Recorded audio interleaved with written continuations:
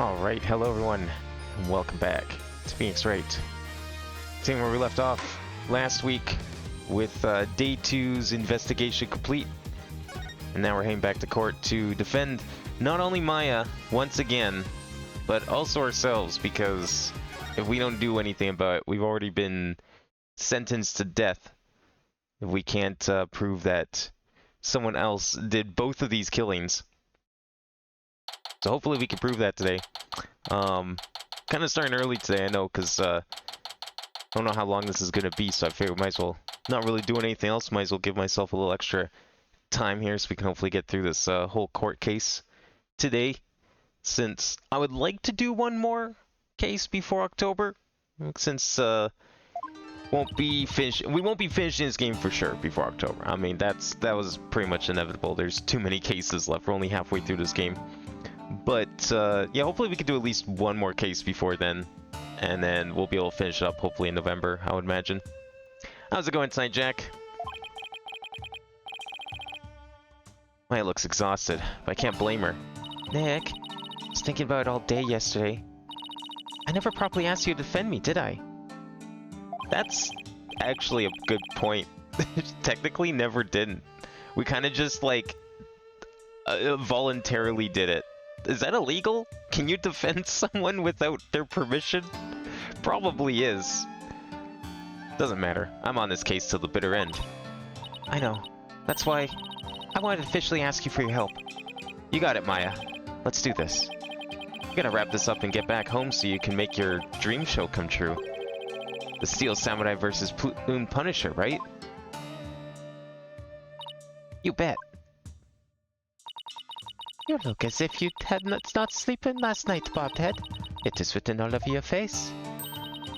How can you expect to put up a respectable defense like that? I'm all fired up and raring to go. I guess Maya's not the only one looking for exhausted.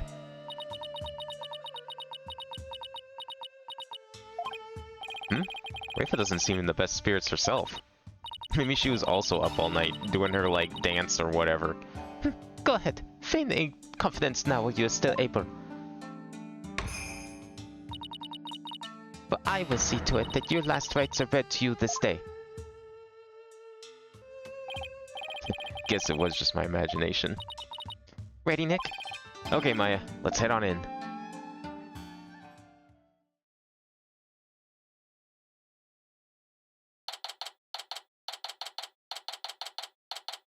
So last stream we found the rebel hideout, and we also discovered that one of the people that we interviewed during day 1 of court turns out to be part of the rebels, and the rebels are actually led by a former defense attorney of this country, which you know, that explains quite a lot.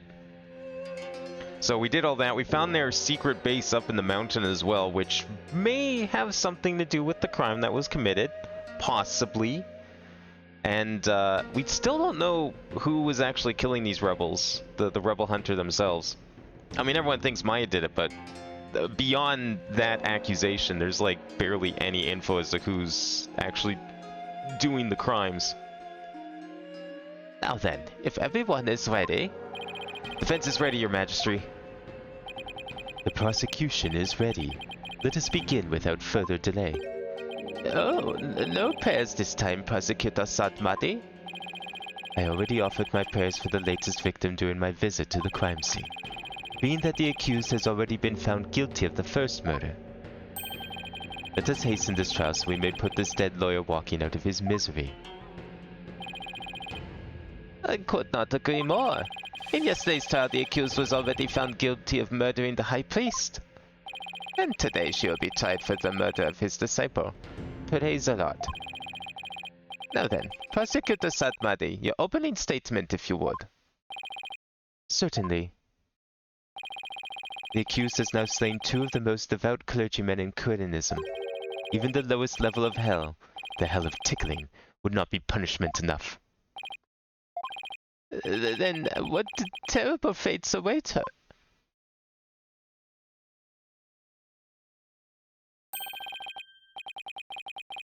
Belgapokon Hell, a realm of eternal agony.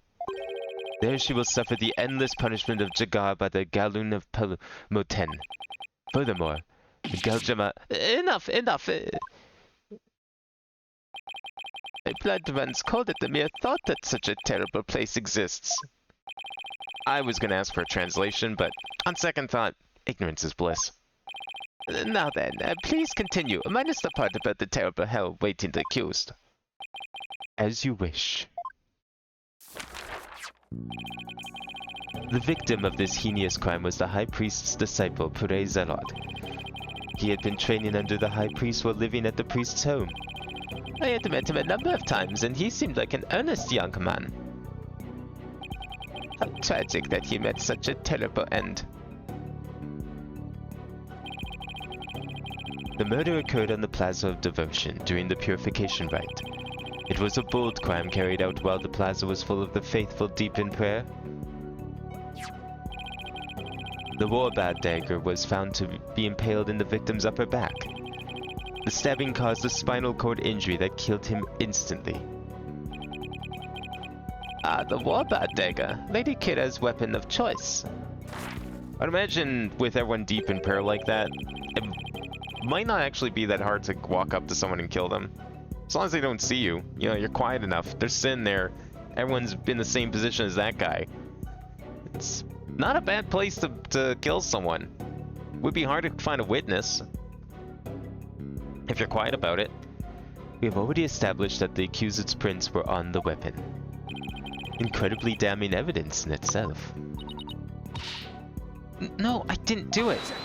Now, remember that, if I remember correctly anyways, I don't believe she actually officially touched a dagger yet because they never got to that part in the ceremony.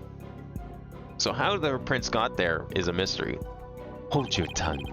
Now, being that the accused, Maya Fey, is a serial killer, the prosecution believes that the death penalty is the only possible sentence. Would the defense care to respond? The accused is innocent, and nothing can convince me otherwise. Yeah, I don't like it when people kill cereal. What did cereal ever do to you? It's just breakfast food. How bad could it have been? After all, the crime scene was packed with worshippers. How could my client possibly have committed this murder without a single witness? What if he was already dead before the stabbing? And someone just stabbed them for some reason? Because this man was apparently like such a devout prayer that he was already praying and he never stopped even after the ceremony was long over. What if he was already dead before that? The accused's fingerprints on the murder weapon alone is enough to render a verdict. As such, I see no need to debate this any further. But actually, Jack, I don't know if you were here for the end of the last stream, but not last stream, but the stream before that. She was accused. She has been charged with murder. She was found guilty in day one. And she was about to get sentenced along with Phoenix until they discovered a second crime. And so they had to then go and investigate that crime. So if it wasn't for this other guy dying, Phoenix would already be dead. So yes, she was already charged with murder. Once a benevolence conducts her seance, it will be clear for all to see. Your Majesty, might I have a word? Is something the matter, Prosecutor Sadmati? It is about the divination seance. Your benevolence! Stop right there, Prosecutor Sadmati. As you wish. Forgive me for overstepping my bounds. What was that all about? Bobhead, have you made peace with your fate? For this time the divination seance will bring you to your knee. I'm ready, and I accept your challenge. The only problem is I have no weapons at my disposal. Our only hope now is what we can glean from the seance vision of Rafa's insights. Very well. The divination seance, if you please, your benevolence. Yes. Let us begin. Lena! Well, hopefully she learned a thing or two, took all that criticism to heart from the first day trial, and maybe now this one will be a little better. O Holy Mother, We hold this divination seance in your Yeah, this is a name. different murder. So remember that the Let the eyes of everyone guy here that be was in charge of clear, everything up and in the our ears mountain be where Maya unstopped. was, whatever his name was, he died, and Maya was accused of that because she was like the only one that they knew of that was on the scene. Oh, Couldn't have been dance anyone of else. devotion, guide the victim's So we soul did to that me, crime. We defended her so there. that we may receive their final Found out that she memories was in the guilty. pool of Phoenix was not souls. able to clean her of that one. And then immediately after that ended, they discovered another body and believed Maya to be the murderer of that one too. So fortunately for Phoenix, they're both alive only because of the second murder. Funnily enough. Murder is the only thing keeping them alive right now.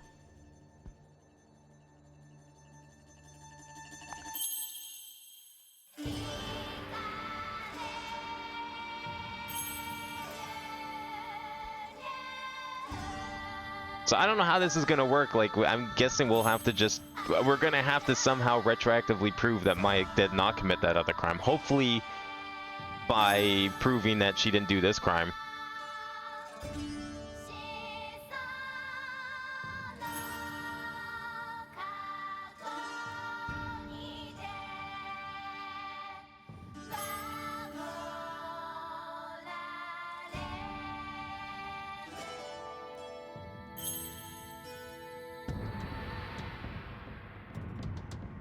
Yeah, Master Dawi failed that case. Now one of his disciples is found dead. Yeah, and Maya was accused of both murders. So therefore, Maya still needs to be defended. And therefore, Phoenix gets to live because he's the only one able to do it. They're giving him a second chance. But if he fails this one, they're both going on. They're both going on the guillotine.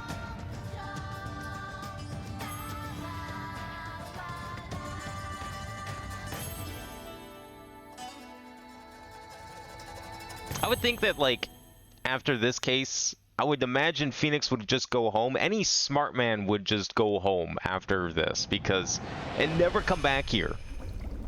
Like, you don't want to get mixed up in this shit yet again, right? Surely he would be smart enough to stay home.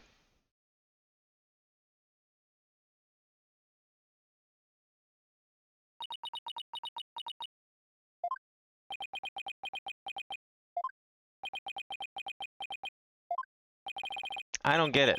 Why wasn't there anything to see? Your benevolence, what in the world? I was unable to evoke any sort of response. I called out the spirit's name many times, but to no avail. Just as I thought. Wait, what does he know that we don't? I had sought to confirm the contents of today's divination seance. After all, it is customary for the prosecutor to verify it beforehand. Come to think of it, You must go perform a divination seance for Prey Zealot. It is our custom for the prosecution to review its contents before a trial begins. and that is why I sought to stop her benevolence from performing it here. However, she insisted that it be done. She wished to try one more time here in the Hall of Justice. It would appear her benevolence is tired from her manifold duties. I am not anything of the sort. The victim's spirits will not answer my call, but I know not why. It is my sacred duty to convey the truth through the divination seance. Rafa. What are we to do without the divination seance? Well, how about we rely on cold, hard facts, the good old-fashioned way? I suppose I shall have to deliver the last rites without them. The prosecution has already taken that into account when preparing for today. I am fully capable of proving the accused its guilt with or without a divination seance.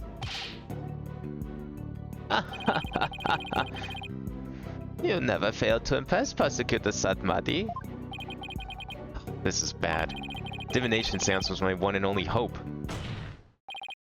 Your Majesty, her benevolence says she isn't tired. So shouldn't we try to find out why the divination seance failed? How curious, Mr. Wright. Why have you suddenly taken such a keen interest in the divination seance? Yes, explain yourself. The divination seance is for shedding light on an accused's crimes. It is the Holy Mother's hammer of wrath that's ever poised to pound you into your grave. You should fear it, not plead for it. I believe in my client. class yesterday, somebody told me something that changed my mind. The divination seance was once thought of as just another piece of evidence. If we were to correctly interpret the visions through careful analysis, then they would lead us to the truth behind what really happened. And the truth will show that my client, Maya Fey, is innocent. Truth is, you don't have anything else to fall back on, huh, Nick? Maya, please, you're not helping. How dare you? The voice of a Mitama is to be feared, not utilized by vile lawyers such as you. Seances exact a heavy toll upon the royal priestess. It would be best not to burden her any further. Or does the defense feel that it can pose no counterarguments without the seance? No, of course not. He saw right through me. I'll have to find a way to make the divination seance happen, or we're toast. Wait, Phoenix has a Magatama? Why doesn't he just perform it? Maybe he'll have better luck.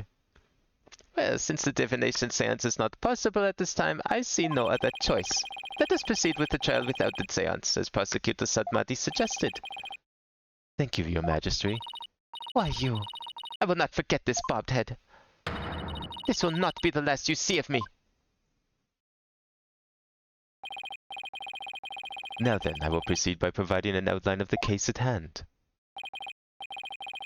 Very well. If the lead detective would please come to the stand, we may begin.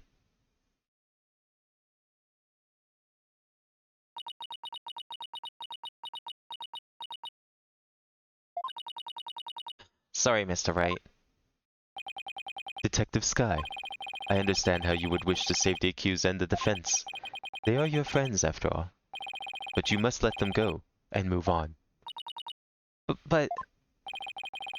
There's only one way to save them now, by giving their souls the chance to burn away the taint of their sins in the infernal flames. I can't do this. No eating in the sacred hall of justice. And who's gonna stop her? Miss Sky? Yes? Don't worry about me and Nick. You just do your job. I'm sure Nick will figure something out, eventually. Right. Thanks, Miss Fey. How very brave for a criminal with a tainted soul. Very well, Detective Sky. Please proceed. Okay. I can do this. Let me start with an overview of the case.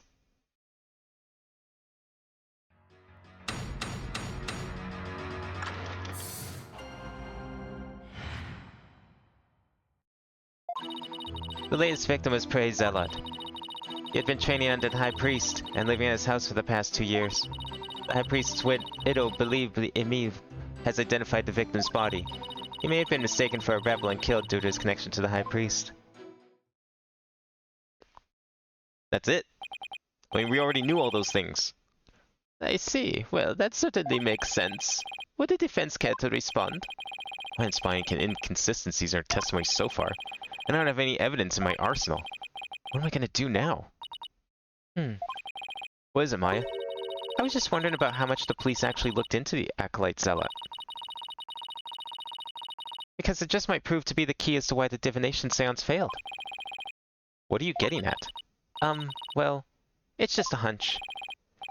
Wait a second. During my investigation, Rafe had told me about how the divination seance works.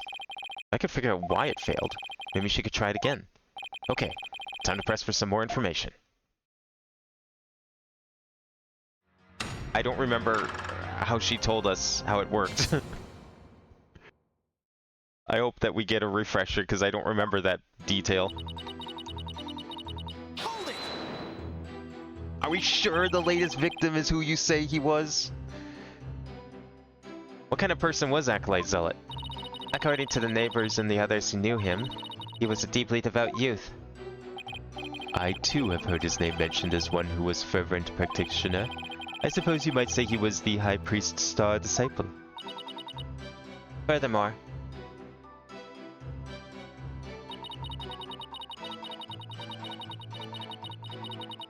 Hold it! 2 years. Are you sure about that? we took statements from his neighbors and his fellow monks. They all corroborate our initial findings. What about you, Maya? Well, when I first came here, I saw Zealot praying under the High Priest's instruction. I see. So the results of the police investigation seem to check out.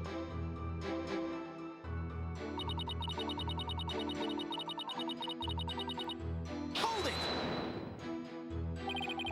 Was Mrs. Inmee's positive ID the only way you verified the identity of the victim? Huh? Well, no. We also checked the ID card he carried and the data in his family registry. But what? his personal information didn't match any of the public records we cross-referenced.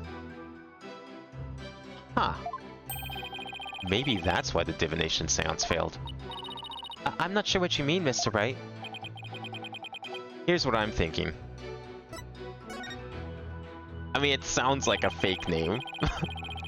Like, yeah, how do your parents name someone like that? Like, you don't even know what they're going to want to do with their life. You're just like, yeah, no, our kid's going to pray a lot, so we're going to call him that. The victim decided to hide his identity for some reason. In other words, he was using a fake name. The royal priestess used a deceased's face and true name to summon their spirit. Yes, that is indeed true. If he was using a forged ID and there is no mention of him in our public records, then he was likely an illegal immigrant. They're not uncommon here in Korean. An illegal immigrant? Come to think of it, Rafa mentioned something about immigrants yesterday. But if that's the case, we have no way of knowing who he really is. We'll have to proceed without holding a divination seance this time. I had always thought that Acolyte Zealot was a Koreanese. Oh, how the High Priest must be lamenting his disciples' deception in the Twilight Realm. Well, Mr. Wright, what do you think? Should we add this to the testimony? Fuck yeah, we should. This is an important fact. Please add it to the testimony. It would seem to be a fact most inconvenient for the defense. But if you insist, Detective Sky, please add what you just said to your testimony. Yes, Your Majesty.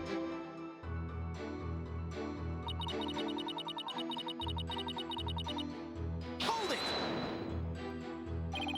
Isn't there some way to track down his real name? No, not if he was an illegal immigrant.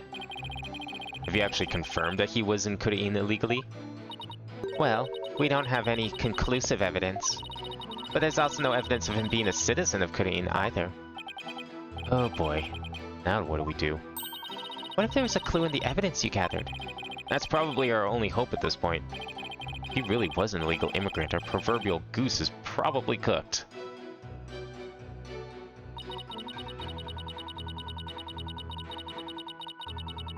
Hold it! Maya isn't that Lady Kira who's been going around capturing rebels. I'm sorry, Mr. Wright, but Objection! that verdict was already handed down in the previous trial. It is no longer a point of dispute, and I will not allow you to make it so. But no ifs, ands, and most of all, no buts. Yeah, I don't think Larry's buying a plane ticket anytime soon. The accused was posing as Lady Kira, and she killed Acolyte Zealot because she mistakenly believed him to be a rebel. That's not true. I'm sorry. The verdict has already been read in that case. I have to assume that's fact now. Now what do we do? Now I know why the divination seance failed, but... Nothing's really changed. Yeah, which means we're in big trouble. If he really was an illegal immigrant, it's gonna be real hard to find out his real name. I guess our only choice is to give up on the whole divination seance thing. There's some way to find out the victim's real name. Alright, let's take a look at the evidence here. So, illegal immigrant. So I'm guessing he probably wasn't, but let's take a look here. Lady Kira returns to battle rebels. Kira-like figure appeared 2 years ago, remains a mystery. Some town elders series Lady Kira in the flesh. Some rumors are fueling the enthusiasm for taste purification rite. Yeah, that's just about the weather. Police are asking the kingdom's subjects to be on the lookout for a male insurgent who escaped from Royal Penitentiary number 4 yesterday. Was he the escapee, perhaps? And that's why he was using a fake... No, but he was there for 2 years, so it couldn't have been that. Why would he would... No, never mind. That's right. Yeah, he was training for 2 years. Unless he was, like, constantly sneaking out of jail. Sounds like it wouldn't have been that far of a walk. Okay, lots more about the weather. Probably not important right now. That's about the water. Surprised that's still relevant. But it's probably going to come up again once we start talking about the hideout up there. Family photo was taken during the Feast of Blessings, where it's customary to partake in dishes made with gingil. These dishes are only prepared during the feast, which starts at noon on the day before the rite and must be finished by 3 p.m. the same day. Okay. So there he is. Well, he has the dot. Doesn't that, like, little dot on the head signify that you're Kuranese? Or am I wrong? I thought that dot was pretty significant. Priestess acting as Lady Kira's representative must know her name. That name is Imusan. Speaking this name is unforgivable. Lock this knowledge deep in your heart and devote yourself to prayer. I don't think that's quite relevant yet. I'm tempted to use this picture though, because I feel like that proves that he was from here, because he has the same, like, head tattoo marking, whatever you want to call it, as everyone else. I don't know what that's about, but I don't quite know if that's, like, necessarily... we don't know what that's about, so I don't know how I could use that as evidence at the moment. This seems pretty important. Objection! No? Okay. It would have been a big climb from the, from the whatever, the jail to his house, for sure, but aside from the climb straight up a cliff, you know, it's not that far of a walk. He could probably make it. Wouldn't even look like he's an escapee. Perfect time to use a fake name. But, I don't know. This doesn't seem right, because it doesn't, I mean, obviously it doesn't line up with the fact that he was training under the guy. So I don't think that could be it. But it's the only other thing that mentions, like, a fake name, right?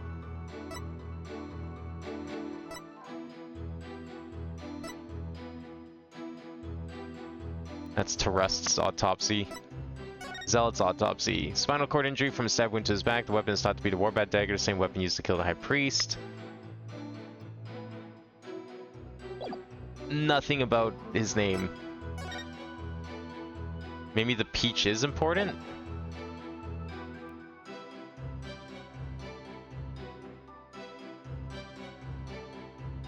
Legal immigrants, we don't know his real name.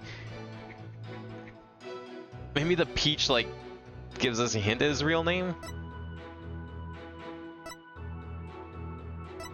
What if he is Lady Kira? The priestess acting as Lady Kira's representative must know her name. No, I don't think this is relevant yet. That seems weird to be relevant right now.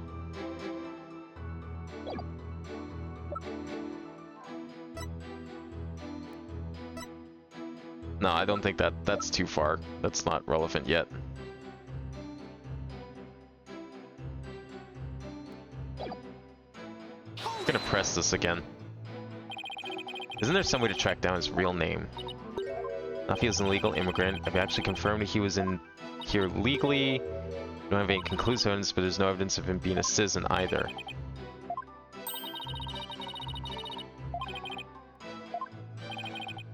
If he really was illegal, yeah. So we need, obviously, something in the evidence here is going to help, but...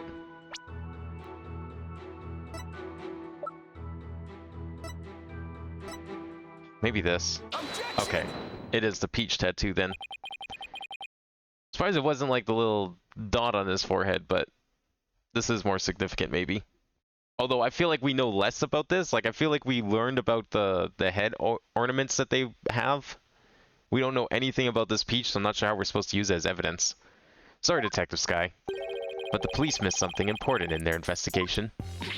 Huh? What are you talking about? The victim was undeniably a Kuranese native. And this crime scene photo proves it. It does? It's a little hard to see, but look closely. You'll see a clear proof that the victim was Kuranese. Where? I don't see anything that would prove that. This proves the victim was Kuranese. I mean, I guess it's the peach tattoo. But are we supposed to know about this yet? I don't remember being told about peach tattoos. Take that! Look at this tattoo right here. Wait, that's a tattoo of a peach? I would like you all to think about the meaning of this tattoo.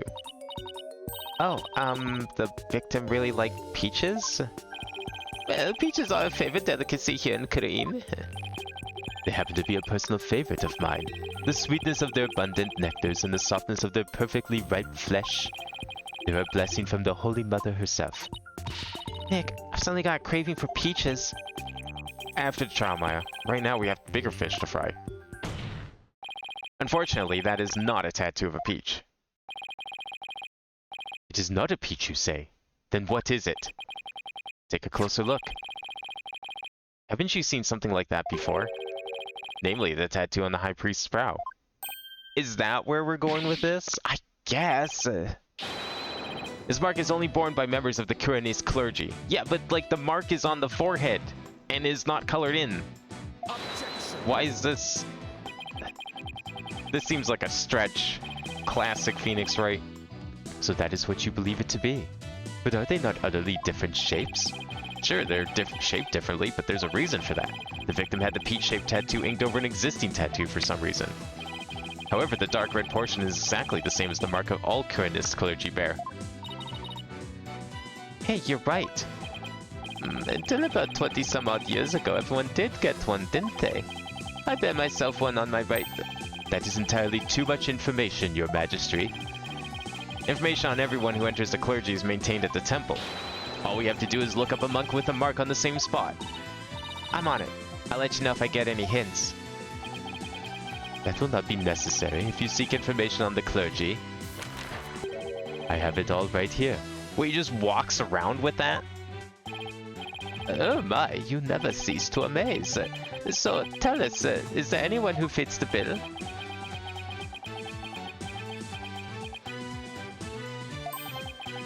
There is just one, and his name is Real Nemu.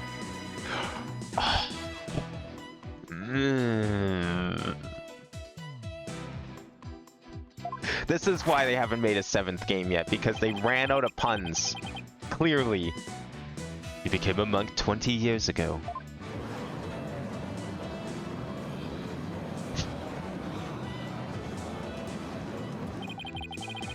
And that must be the victim's real name. Gee, what gave it away, you think? Was it the first name or the last name? Or maybe both of them together? But why would he have tried to cover up his tattoo with another one? Yeah, must have been some reason. Nick, it's not important right now. Important thing is that we know his real name. You're right. Your Majesty, now that we know the victim's real name, the divination seance might finally work. A lawyer who will willingly seeks at the seance. This is entirely unprecedented. You are but digging your own grave, Defense. We won't know that until we try. Sure, it's risky, but it's our only hope.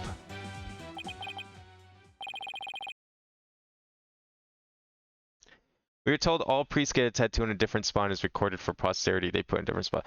Oh, okay, I see. They can choose where they want to put the tattoo. I thought they had to get it on their head. Maybe that's just like the common place to get it. But if someone wants it on the back of their neck, I guess they can have it wherever they want. Although why it was colored in, I guess that's part of another mystery we'll solve shortly. Very well, let the divination seance be held once more. It's just gonna be a black screen. This man was like laying over praying for all day, for all we know. Unless maybe he was dead for those last 2 days and we just didn't realize it. Why would a lawyer work so hard to see the divination seance be held once more? You have a fool, bobbed head, and your foolishness shall yield no gratitude from me. For the truth revealed by my insights, I shall gladly seek your demise. Oh, he's 100% going to be a rebel. Oh god. You know what I think? He's probably a lawyer. I bet he was a lawyer and that's why he had to get his tattoo covered up.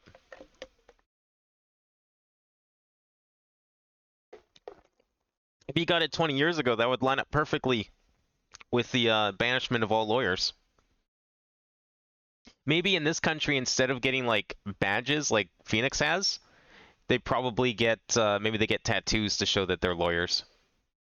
Bring it on, princess, because I will correctly interpret each and every one of your insights.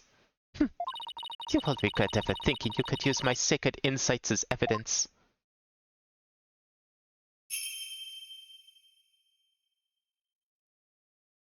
O Holy Mother, we hold this divination They could seance in your pull it name. in their ass. Yeah, like the judge did, right? Yeah. Let the That's where eyes he of got it. everyone here be He clear. put it right on his and butt our cheek. ears be unstopped. O dance of devotion, guide He the must be really victim's proud of it if he soul was willing to me, share that information in court. so that we may receive their final memories in the pool of souls. I mean, she's the princess, Jack. It's just tradition that it has to be her. That's how royalty works. Doesn't matter what your age is, it's all about your title. And that means you have certain responsibilities, no matter what.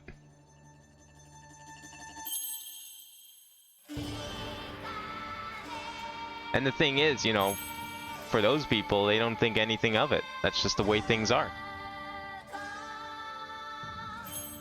To them, it's just as normal as we think it's weird.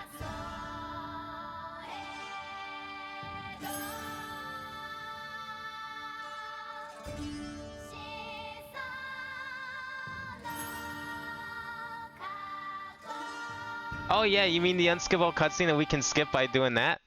Ha!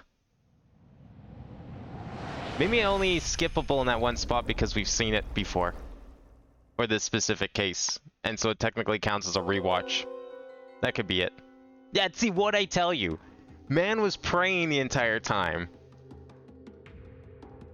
Bloom Punisher theme? What? Oh, there it is. He didn't even have his eyes closed. How devout could he be if he didn't even have his eyes closed? You know how many times I got yelled at for keeping my eyes open during prayer as a kid? Maybe this country and its religion's different, but usually you're supposed to keep your eyes shut, otherwise you're not praying. Oh my. It is just as Mr. Wright surmised. Praise our Lord was the victim's true name. And now at last we have seen the victim's final moments. But all we could see was the ground. You seem terribly disappointed. I take it you did not find any fodder for one of your infamous turnabouts? I, on the other hand, have discovered something. Conclusive evidence that establishes the accused's guilt. You did? A most surprising surprise attack. So, tell us, Prosecutor Satamati, what is this conclusive evidence you have found? The Plume Punisher theme song that the deceased heard. Please consider this item here. It was confiscated from the accused during her interrogation.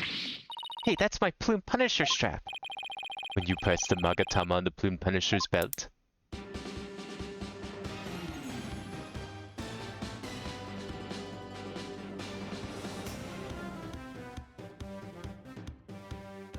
This really is like 1-3, isn't it?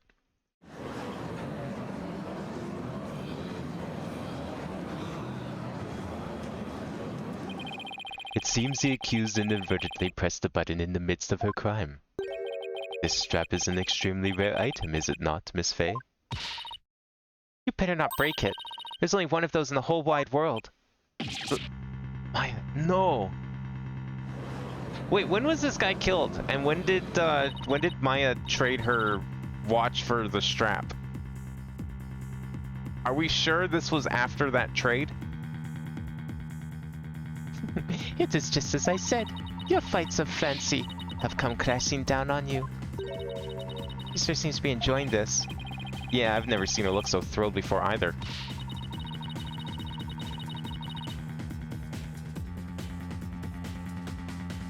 Why is she like this? What, the girl? Because she's like fucking 12. That's why she's like this. It is time to accept the fact that the divination seance is far more than mere evidence. It is the very truth that brings the hammer of justice down upon the accused. That is as conclusive as evidence can get. Now then, if there are no further objections... Slow down there, your majesty. At least let me make a counter-argument. What's this? Don't you take issue with the divination seance? Is it the one you asked for? Oh, I have issues with it. I just don't know what they are yet. But that's never stopped me before. Divination seance is not the absolute truth. Well, it becomes the truth after it's been interpreted correctly. You don't know when you are beaten, do you, foolish lawyer? I am the only one who speaks for the Matama of the deceased. You believe there to be errors in my insights? Then let us see you prove it. She's 14, actually. So, I mean, not quite 12, but basically 12.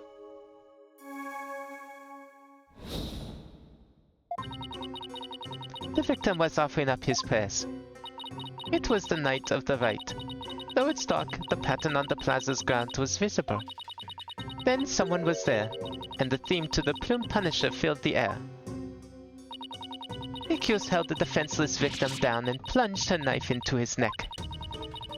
The blade struck too, and in that instant he departed from this world. That is everything the deceased experienced in his final moments. The benevolence's insights have painted a detailed picture, both vivid and true. I didn't notice any holes there. As I stand now, those insights are really stacked against us. I'll just have to go over each and every one of the deceased sensations very carefully. Alright, so victim was offering up his prayers. He can smell gingle. Something is heavy. Someone's pushing on him. And then the pain. They have the right, though it's dark, the patterns on the plaza's ground are visible. Well, how dark was it? There was no candles there, was there? Were there candles? At the... Can we even see? We don't have any pictures of the plaza. I mean, that certainly looks like the ground. Wait, no it doesn't.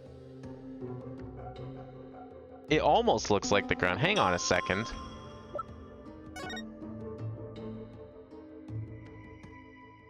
That's different. Okay, where's the one for this? Patterns on the plaza's ground are visible. Okay, this is where we want. Pause. Right here. Select. Site. Present. Objection! No? We can't just like point at the not ground? That's not the ground. I can assure you that's not the ground. It's only one shade of green and there's way too much texture on that wall. That is not ground.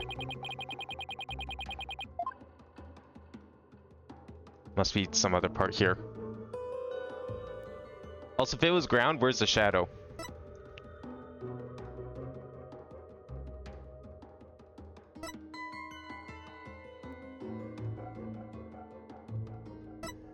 How do we like properly present this? Because like, if I pause it here, I can select the site. That's the smell, but like it doesn't. That's not it. Okay, well, obviously not this statement. Maybe I had the wrong statement? Parent on the plaza's ground. I thought I picked this one. He's held the defenseless victim down, plunged a knife in his neck. Maybe this, because it's like, I mean, if this is a wall, it's clearly it can't be held down. Gingle is a herb, plant, vegetable, something that they eat. It was in some of the evidence, Jack. That I don't think that's relevant right now.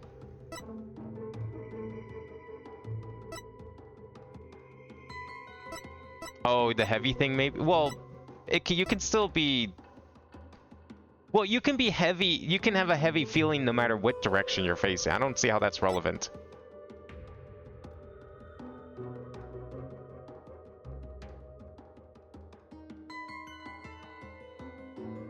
Yeah, this should have been it. Okay, what else can we try gain from here? Oops. Where's select? That's sincere touch, okay.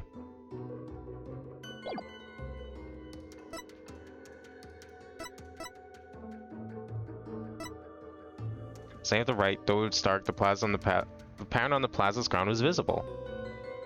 And I can't submit evidence. We're not doing that sort of thing right now. Like, that's not the ground. That's hardly the ground.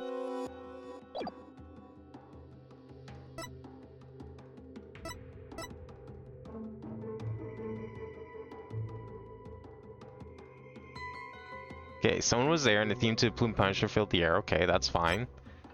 Hughes held the defenseless victim down and plunged her knife into his neck. Maybe this with the heavy, or the wall, maybe? Because it's not down. I mean, if this isn't the ground, then this probably isn't down. Objection! Probably not.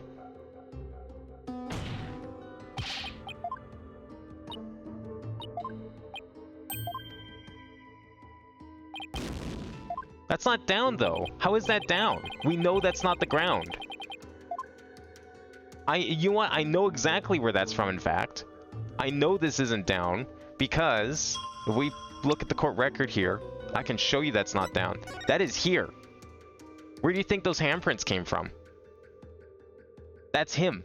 Standing there, being shoved against this wall, this rock. This is exactly what he was being held against. So no, he was not being held down because this is not on the ground.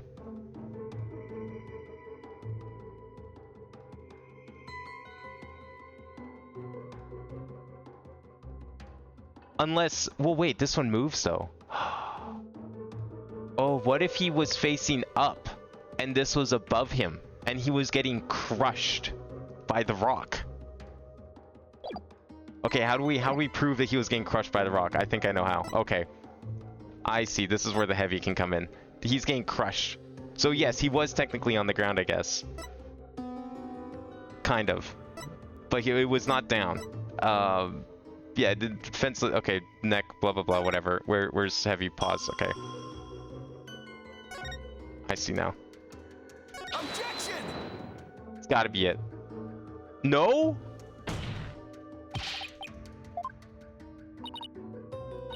That's extremely inconsistent. I can show you how. I'm willing to play this theory game. Let me have a chance.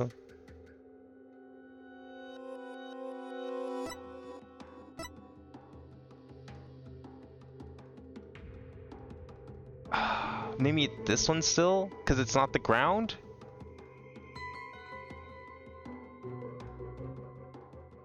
I'm gonna try this one. Where's heavy? Objection! No? Probably not. Ah well. I feel like I'm onto something. Maybe I'm jumping some hoops here.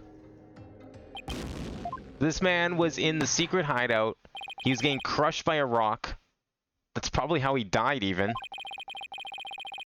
The rock snapped his neck from weight.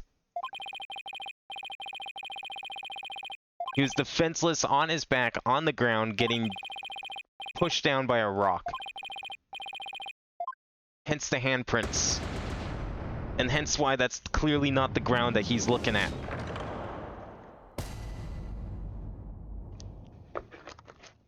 I got the whole thing figured out. I just don't know what the game wants.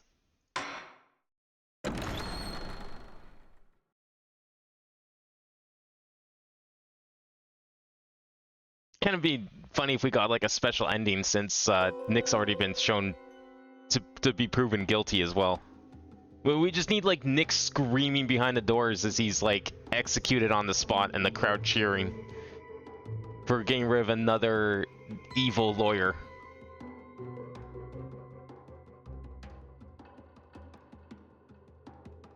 Victim was offering up his prayers. I don't know how we can prove he wasn't offering his prayers. I feel like that one's nothing. It was the night of the Wright. Though it's dark, the parent on the plaza's ground was visible. I still say this is wrong. I feel like this is the one we need to present with. Because it's clearly not the ground. Someone was there, and the theme to the Plume Punisher filled the air.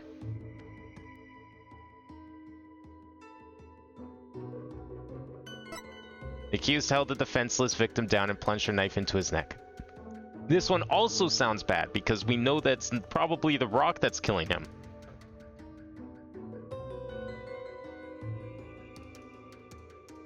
But I swear I tried both of these with heavy, no? But if that's how he died, why wasn't that in the autopsy report? Because the autopsy report, all it says... spinal cord injury. There might have been something that stabbed him in the back. We don't know it's the Warbad dagger, though. But spinal cord could easily be snapped by a rock.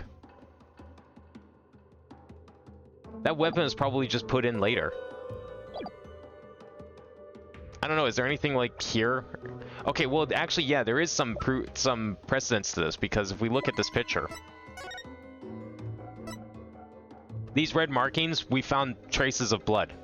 So what probably happened is maybe there was a weapon here, but just as likely, his neck probably was resting right on this ledge.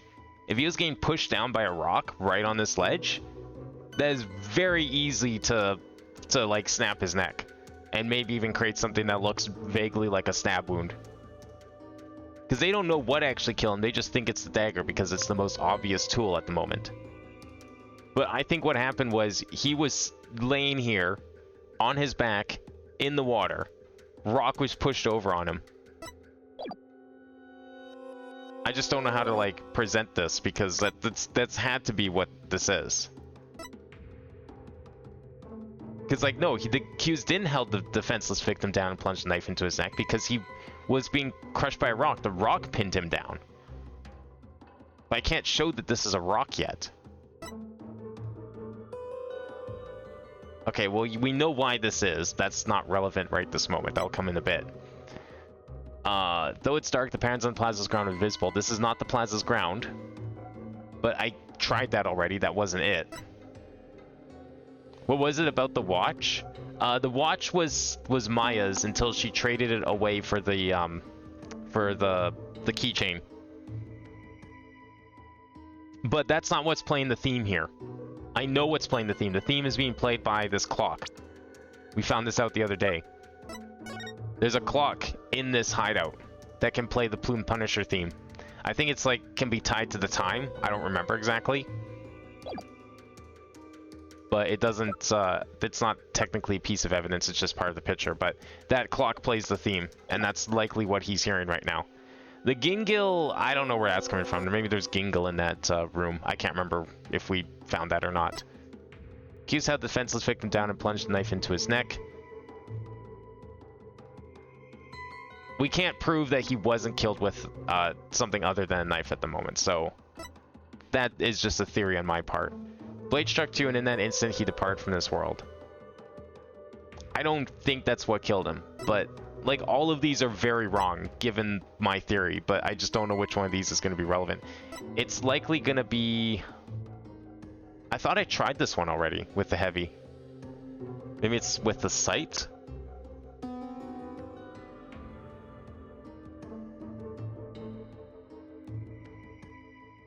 Shouldn't the Gingill be gone by 3 p.m. on the day before the Wright? Well, yeah, but I mean, like, well, from the, yeah, you're talking about, like, how long it lasts, right? Where is it? It must be finished by 3 p.m. the same day. Yeah, but that's not relevant right now. How's that relevant? That's not what we're doing right now. I think we need to prove that he wasn't... This is not the plaza. Like, I think that's the first step here, is showing that this can't be the plaza. But the obvious thing was to, like, to point at the thing and be like, this isn't the ground of the plaza, but that apparently wasn't enough. So keychain isn't the only thing I played? No, no. In fact, I don't think your keychain is completely irrelevant. The only way it could be relevant at this point is I don't remember exactly when she traded it for her watch. That might have been a while ago. Actually, we know it was... No, yeah. No, it would have been before his murder. So, never mind.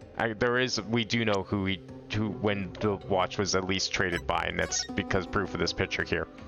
That shows when, at the latest, when the watch was traded by. Which would have been the day before, so...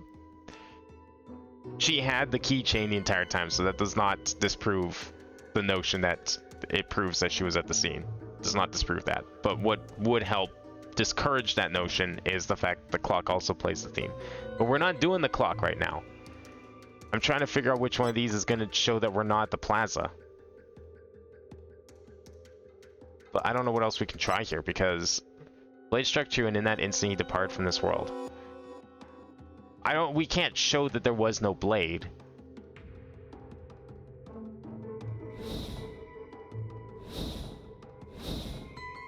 Like, all we know is there's pain and heavy, and that's it. But we can't prove that that wasn't a blade. Shouldn't the first step be proving the prosecutor's point wrong? What was the prosecutor's point again? I can't check history.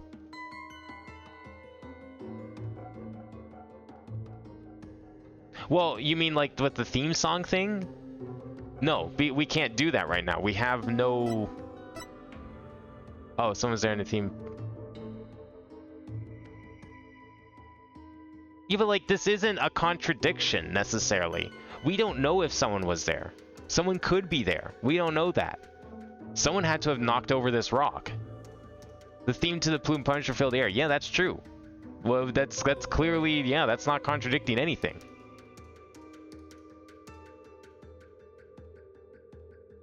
Are we just gonna go off of this to be like, well, we don't know someone was there, and we can prove that there's another way to do the theme? And therefore, as a result, that's not, like... Objection! I don't think this is gonna be it. Yeah, no. Like, what exactly are we supposed to say? We can say, theoretically, that no one was there.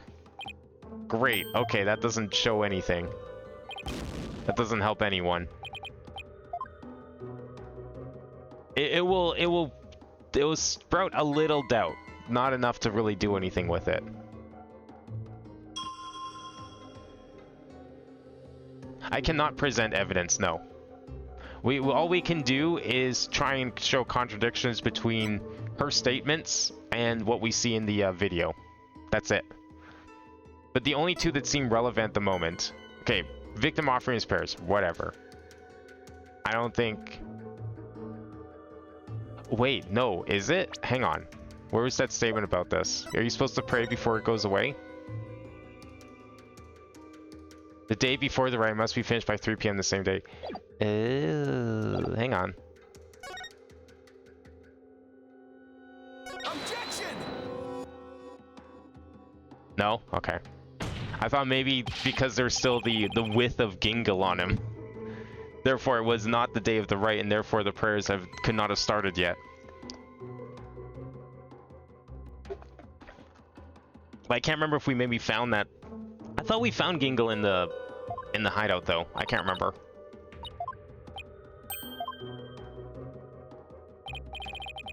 Night of Wright, say smell. Oh, okay. Yeah, that might be it. Might just be wrong statement.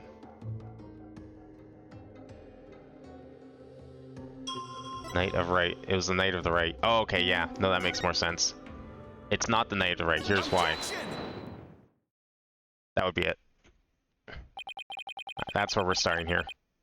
We're not starting with location, we're starting with time. Was it really the night of the Wright?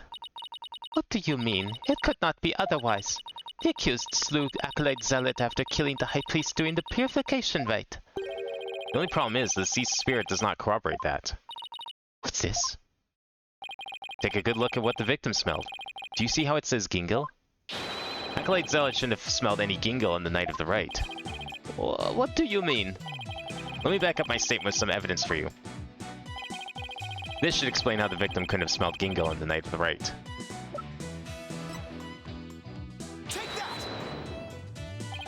The High Priest's wife, believing me, told me about the Feast of Blessings. The feast includes a number of Gingle-based dishes, and they're only supposed to be served at a certain time of day, the day before the rite. Why, I believe you're right. I'd completely forgotten about that.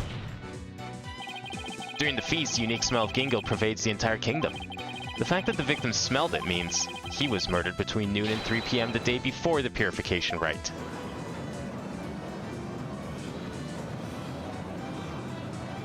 Doesn't that make the autopsy report wrong? I am not so easily fooled. Did that autopsy report not make it clear? The estimated time of death was during the Wright. Oh, right. I talked to her about that yesterday. Forgive me your benevolence, but the estimated time of death is just that. It's just that. An estimate. Depending on the circumstances, it's possible for it to change. What's this? Wait, are you telling me Phoenix is updating the autopsy report? Like, if a body was kept cold, the slow rate of decay makes the death seem more recent. It was pretty cold in that mountain. Well, I believe I've heard something of the sort before. If it is as Mr. Wright claims, the estimated time of death in the autopsy report will have to be revised. Yeah, she does. The fucking princess here doesn't know shit about evidence and logic. She only believes in religion and spirits, and thought that only the divination seances told all and were always correct up until yesterday. And then Nick started teaching her about like evidence and how important it was. Because up until then, she just thought that evidence was something that lawyers used to, like, they fabricated and used in court to lie about their clients. That's what she was taught. Butthead, you blinded me with science. Sorry. Wait, what am I apologizing for? No matter. The murder may have occurred in the afternoon hours the day before the Wright. Nevertheless, the murder weapon with the accused's print on it is incontrovertible evidence. I will now amend my insight to account for this new truth. Okay, are we doing the knife now? Alright. We're clearly doing the knife next. Afternoon of the day before the Wright, though it's dark, the parent on the plaza. Okay, no, we gotta be doing this now. Alright. Now it's sight, right? The time of death has been corrected, leaving my insight infallible. Nick. Changing the time of death is bound to cause some sort of an inconsistency. That's something that showed what it was like on that day. Could really help. Something that showed what it was like on that day. Okay, victim is offering his prayers. Afternoon of the day before the Wright, though it's dark, the parent on the plaza's ground was visible.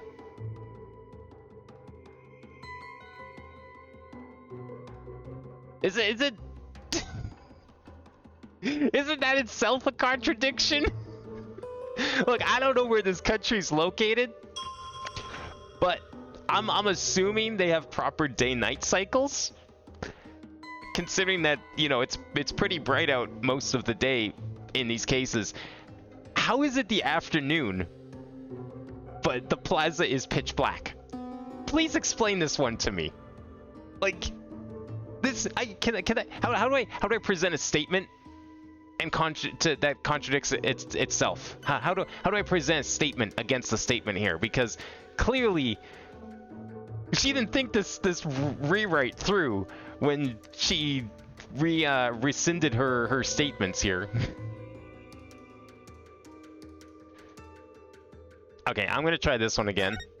I'm gonna try the site again. Objection! Okay, now we're doing the site. I was one step ahead, which doesn't really help in this game. The change in the date and the time of crime has caused a new inconsistency to surface. What's this? You're making that irritating face again. Cease that at once. Sorry, but this is the face I was born with. What, that smug look of confidence there? I guess it's not much different than Edgeworth's, like, constant pout.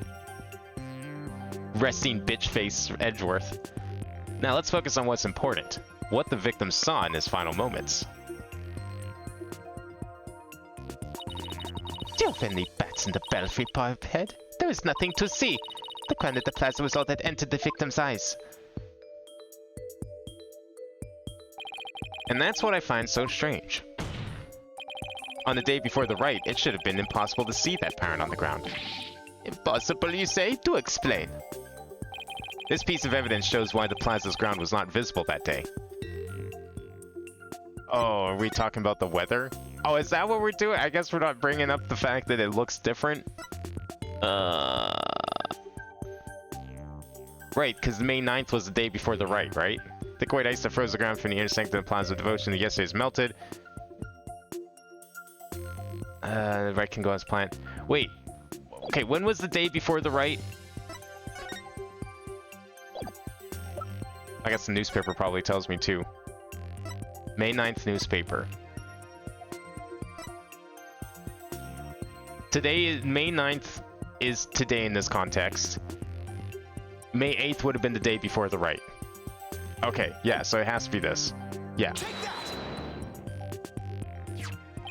This newspaper has an article that is tiny in size, but huge in importance. It says that the ground was covered with thick white ice the day before the Wright. What? But the victim did not see so much as an ice cube on the ground. Exactly. And so we must ask, what was the victim looking at in his final moments? You have something to say, then say it. The last thing the victim saw was not the ground at the Plaza of Devotion. This can only mean that he was killed elsewhere.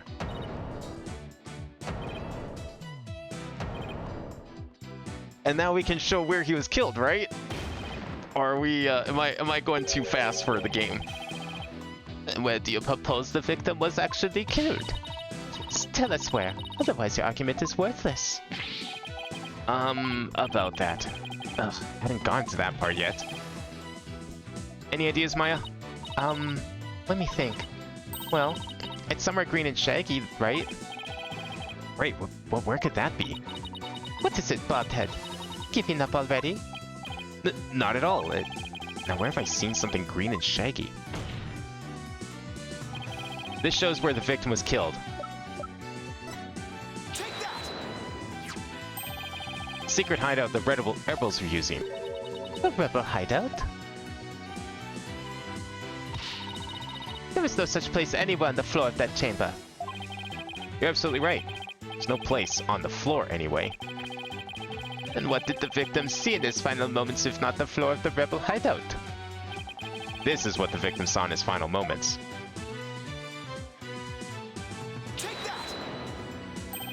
The shaggy green surface the victim saw was one of the moss-covered stone slabs. As you can see, there are two distinct hand impressions in the moss here. I believe the victim was killed while he stood there with his hands pressed against the slab. Nah, we know that slab was knocked over, because like Phoenix almost knocked it over himself. That does agree with the seance vision. However, one cannot definitely declare they are one and the same. I concur. There is no proof that the murder occurred in the rebel hideout. Indeed. What evidence do you have of this? I've already shown you the evidence. What do you mean? Please take a look at this second version of the photo I just showed you. You can see the results of the luminol test I performed in the rebel hideout. This is proof positive that someone had been bleeding in front of that stone slab. Is this true? This is information that has already been provided to the police. Detective Sky, to whom does this blood belong? We thought it was just the High Priest's blood that flowed in from outside, so we haven't tested it yet. What do you mean you made assumptions? Oh, you know what? Why am I even surprised? Why am I surprised that Detective Sky of the Los Angeles Police Force, the police force known for perfect criminal investigations up to this point, has made an assumption? Why am I shouldn't be shocked. And you must do so at once.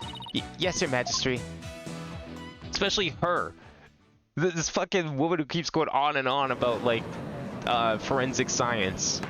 It's like, nah, it's probably just the priest's blood. We don't need to check that again. We're fine. It appears the police have finished testing the blood. Detective Sky, your report, please. The blood found in the rebel hideout belongs to Prey Zealot. It's just like the defense claims.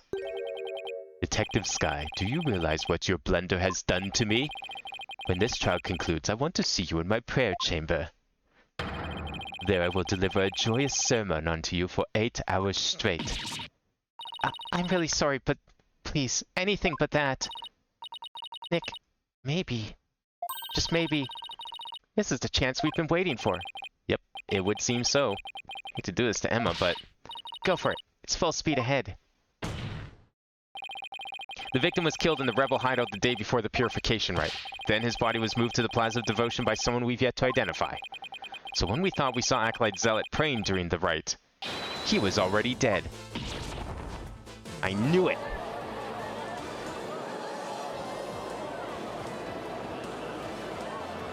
It's called sarcasm, Jack. Or at least the prosecution's brand of it. And that's not all. If he was killed at the Inner Sanctum, that would explain one more thing. Although, actually, the prosecution's probably going to get joy out of it. He never said it was joyous for Emma. And that would be... How the time of death was made to look later than it actually was. The proof of which was left behind at the Sanctum. This points to how the time of death was made to appear later than it actually was.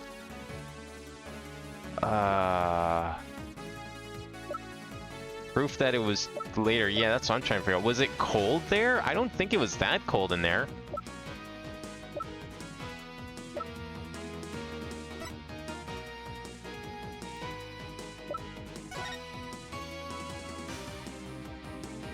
I mean, the calendar? Well, I don't think we have... No, there's no markings on the calendar, and time doesn't really matter. Explains how the time of death was made to appear later than it actually was. Is it the water? Like, he would have had to have gone cold, right? That's what they were just talking about.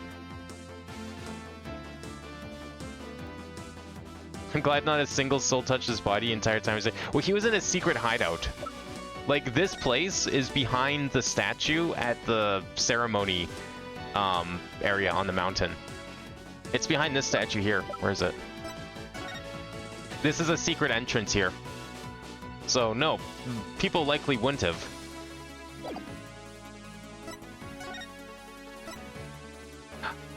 Oh, I bet this is how. Why, these are photos of the Inner Sanctum.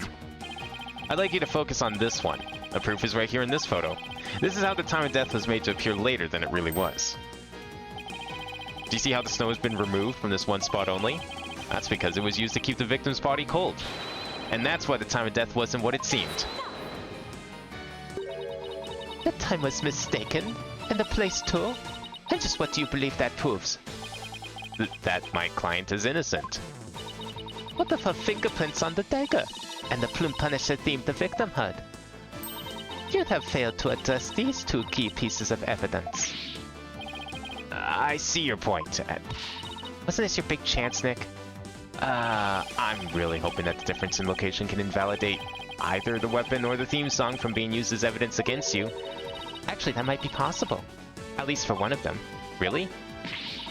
What's this? You say you could contradict our argument for a key piece of evidence?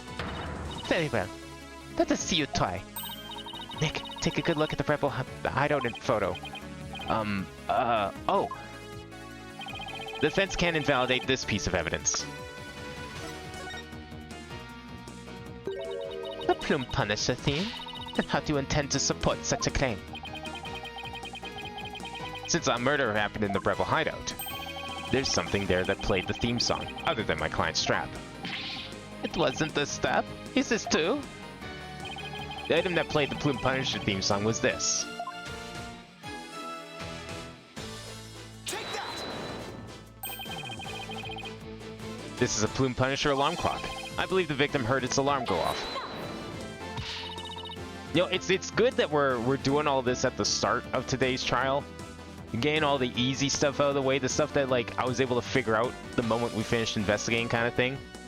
Because now we can move on to, like, the actual mystery here. Even the game is like, yeah, we're doing this fast because we know that you probably know all this already. What proof do you have that the alarm went off? What proof do you have that it was my client's strap that played the theme song? Ooh, got you there. Do not twist the facts with your lawyerly wires. Either way, the accused would still be guilty based off of her prints on the murder weapon. So I have to prove it's not the murder weapon then. Got it. Here's what really happened. Oh yeah, we're still doing this, aren't we?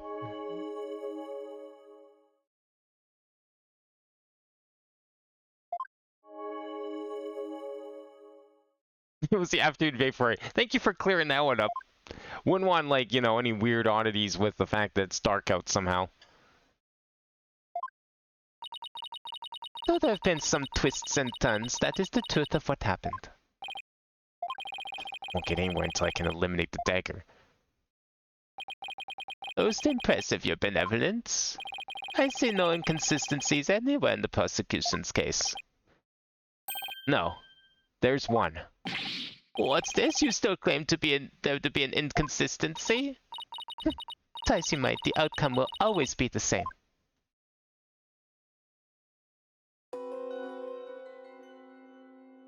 Alright, so we need to prove... Someone was there and the theme to the plume punisher filled the air. The accused plunged her knife into the defenseless victim's neck.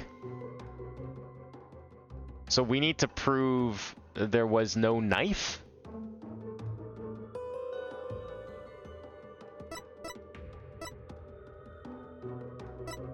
It was the afternoon day before the Wright, then someone was there and the theme filled the air, accused okay, so there's nothing about heavy anymore. Nothing about the victim being held down, which means where did this heavy come from, right? Now we don't know what this is about. Objection! Oh, okay. It's the only thing left in here.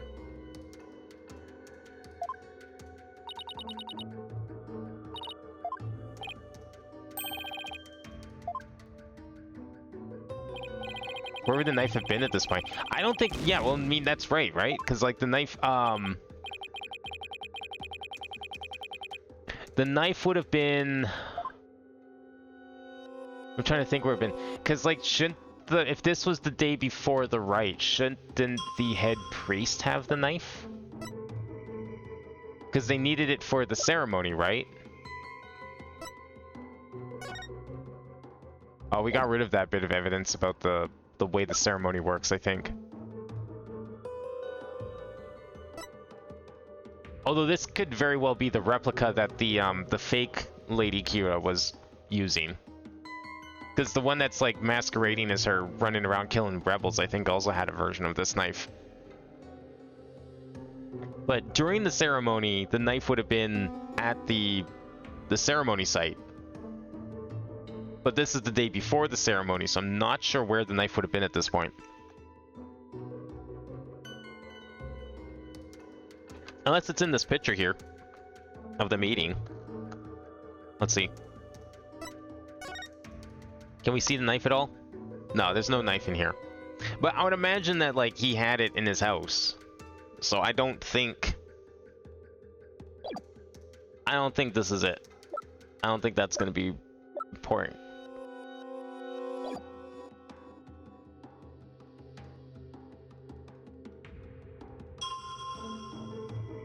Like, there's only paint at the very last second, which makes me think it might not be the knife.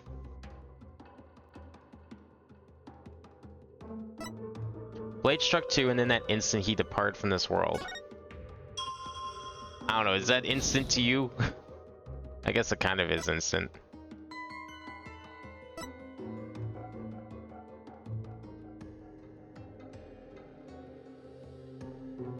Are we still disproving this? Because I thought we just got over this part. I'm not sure. Maybe we're still on the theme song thing. Because we pointed at the clock and everything. Like, the clock shows you that it's... can play the song.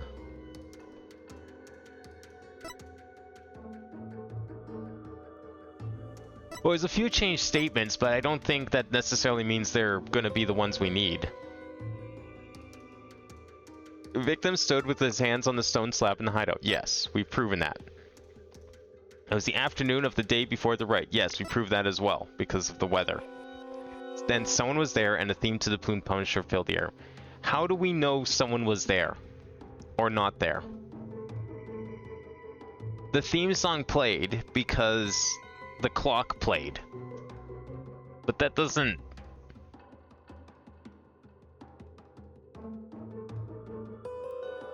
The clock was just set off to go off from an alarm or something.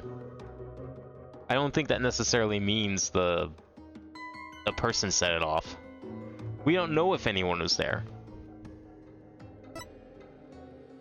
The accused plunged her knife into the defenseless victim's neck.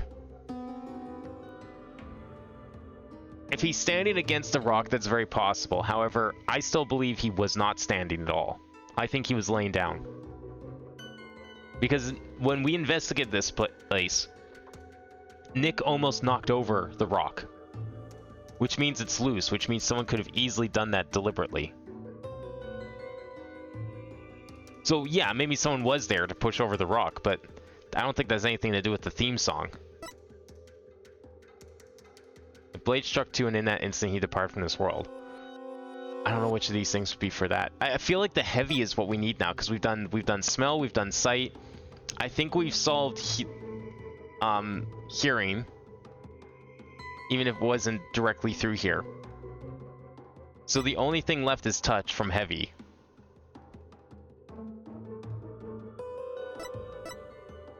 Victim stood with his hands on the stones.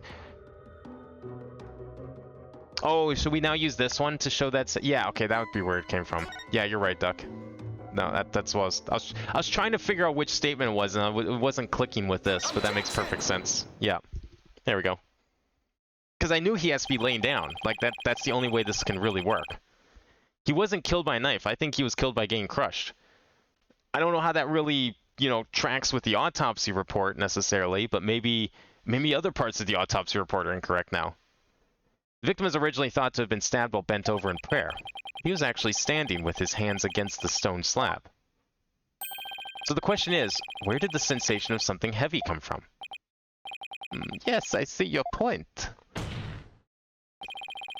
Since the victim was standing, he couldn't have been held down. And tell us, Mr. Wright, what was that heavy sensation felt by the victim? What caused the heavy sensation Zealot felt? Any thoughts, Maya? I agree. That sense of heaviness seems important, but there's also the matter of Zealot's hands on the stone slab. Why were they even there? Could it be related to the cause of the heavy sensation? Well, Mr. Wright, do you have an answer for us? He was getting some fire pack shot. Oh, God. With who? Lady Kira? Before she murdered him? Of course. If I just envisioned the state Zealot was in when he was killed. The cause of the heaviness the victim felt was...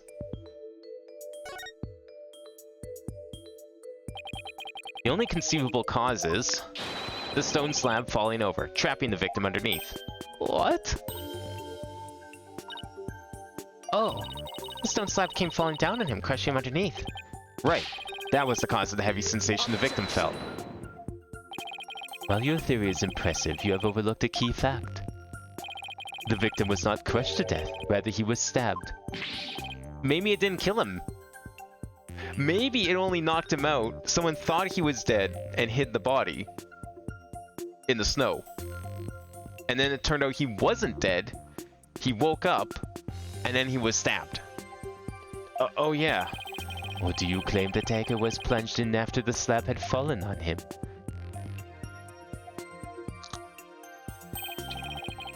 Plus, had the killer been behind the victim, they would have been both crushed together. Oh, and even if they weren't, then the rock kind of would have made it hard to stab them. Well, would you care to explain? Sure, I'd love to. That doesn't mean I can. How could the dagger have been plunged in after the slab fell on him? The killer could have plunged a dagger into the victim after the slab fell on him. Oh, I know what killed him! It wasn't the dagger. I know exactly where the murder weapon is. Do we have a picture of it? Yes, we do. I know exactly. But what if the murder weapon wasn't what we thought it was? I just remembered what it could actually be. Well, there were other weapons in the rebel hideout, but the entrance to the hideout is right by the stone slab. There isn't enough space between the two to use any of the weapons found within. Yeah, there's not much space by the entrance, is there? It's the clock? Nah, it's not the clock. Look, I already said Larry wasn't able to afford a plane ticket, okay? It wasn't him. There's no clocks involved in this murder. Well, except for the one sitting on the shelf, but not directly. So what was the real murder weapon then? I better think of something. The murder wasn't the dagger. Then the dagger must have been plunged into the victim after he was already dead. That means he was stabbed at least twice, but the autopsy doesn't mention that. He must have been stabbed in the same spot with something shaped like the dagger. I know exactly what it is. It's one of the mysteries from the previous murder that we never solved. Would the defense care to offer an explanation sometime this century? Wait, wasn't there something dagger-like near the scene of the crime? Something that had a shape similar to the Warbat dagger.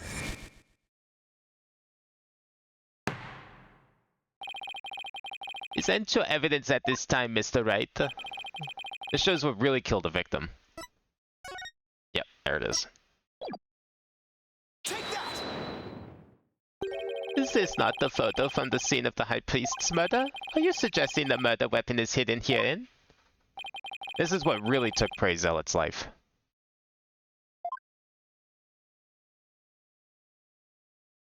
Take that! But that's the Warbat statue? Exactly. The Warbat statue has dagger-like feathers protruding from it.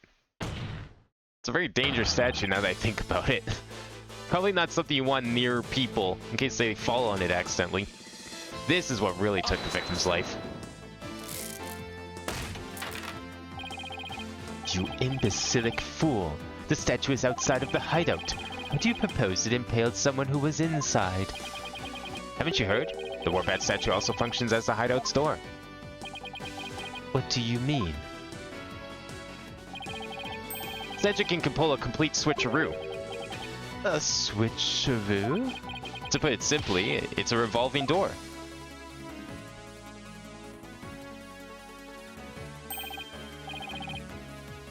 Revolving door? Why, that makes perfect sense. Yeah, that's how you get into the hideout. It's the secret entrance. There was like, you had to put a pearl, or no, you had to put a Dragon Ball. Like a literal fucking Dragon Ball into the eye socket of the statue. And that's the mechanism to make it spin.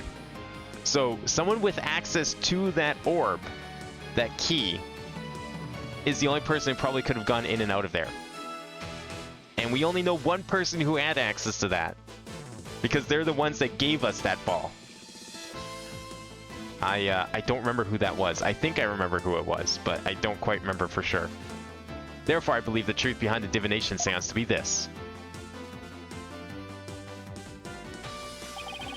As the victim entered the secret hideout, the stone sculpture came toppling toward him. He threw up his hands to stop it, but its weight forced him backwards. Unfortunately, the Warbat statue was right behind him. I don't think this was an accident. That thing only falls over. Like, why are you pushing on it in the first place? Someone had to have been hiding in there. There is reason for this.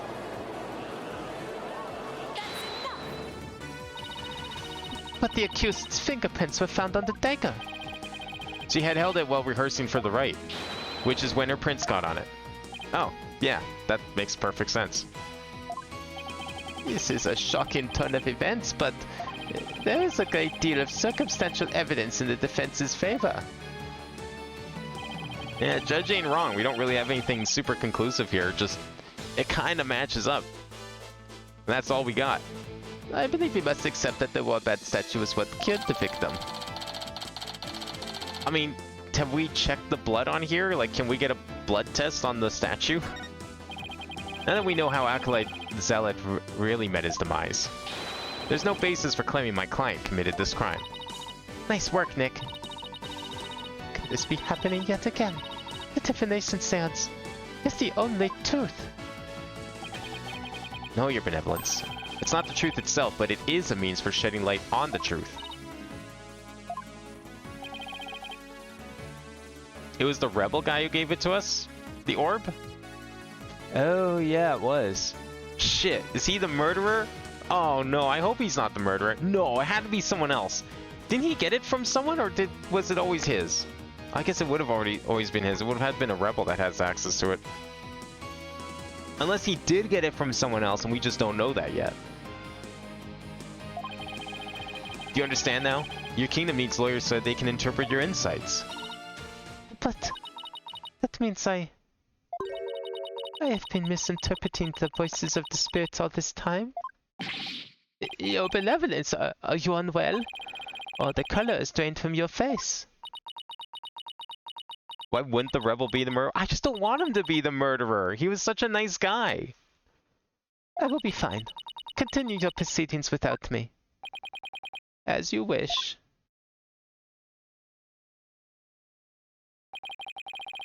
Feel kind of bad for her. Now then, I would have the defense continue. Please explain what you have learned now that we know how the victim really died. Acolyte Zealot was killed in the hideout before the High Priest's murder. That means the body found at the Plaza of Devotion was moved there by the real killer. But only after the warbed dagger was thrust into him, to make it look like the murder weapon. That does seem to agree with what we know now. But why would the real killer go to such lengths? I believe stabbing Acolyte Zealot's body with the dagger and moving it to the plaza was... yeah, make it look like a serial murder. Crime committed for fun? I mean, if this was the real world, that's a perfectly valid answer. A warning from the Twilight Realm. Yeah, maybe if Phoenix was a native of this country. It was an attempt to make my client look like a serial killer. That's right. The real killer planned all of this. The forged serial murder case. They did? That's it, Nick. Keep hammering away. Right. Plant some doubt that Maya was not involved with the first murder either.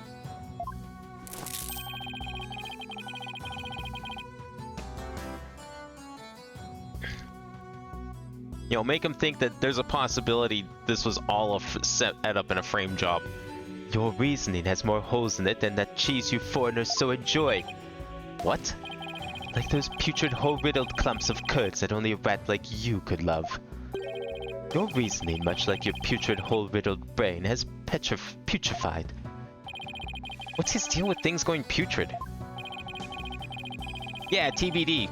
That guy. I don't think he's the murderer. I think the game wants you to think that because he's the one that gave us the orb. But I don't think he's the only one with access to that orb. You have yet to overturn my argument that the accused is the killer. Careful analysis of the chain of events up to the killing exposes the truth as follows.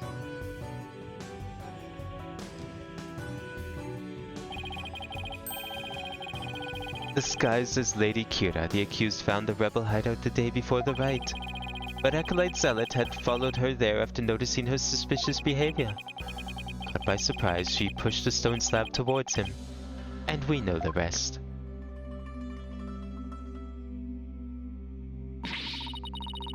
I've never been to the rebel hideout in my life.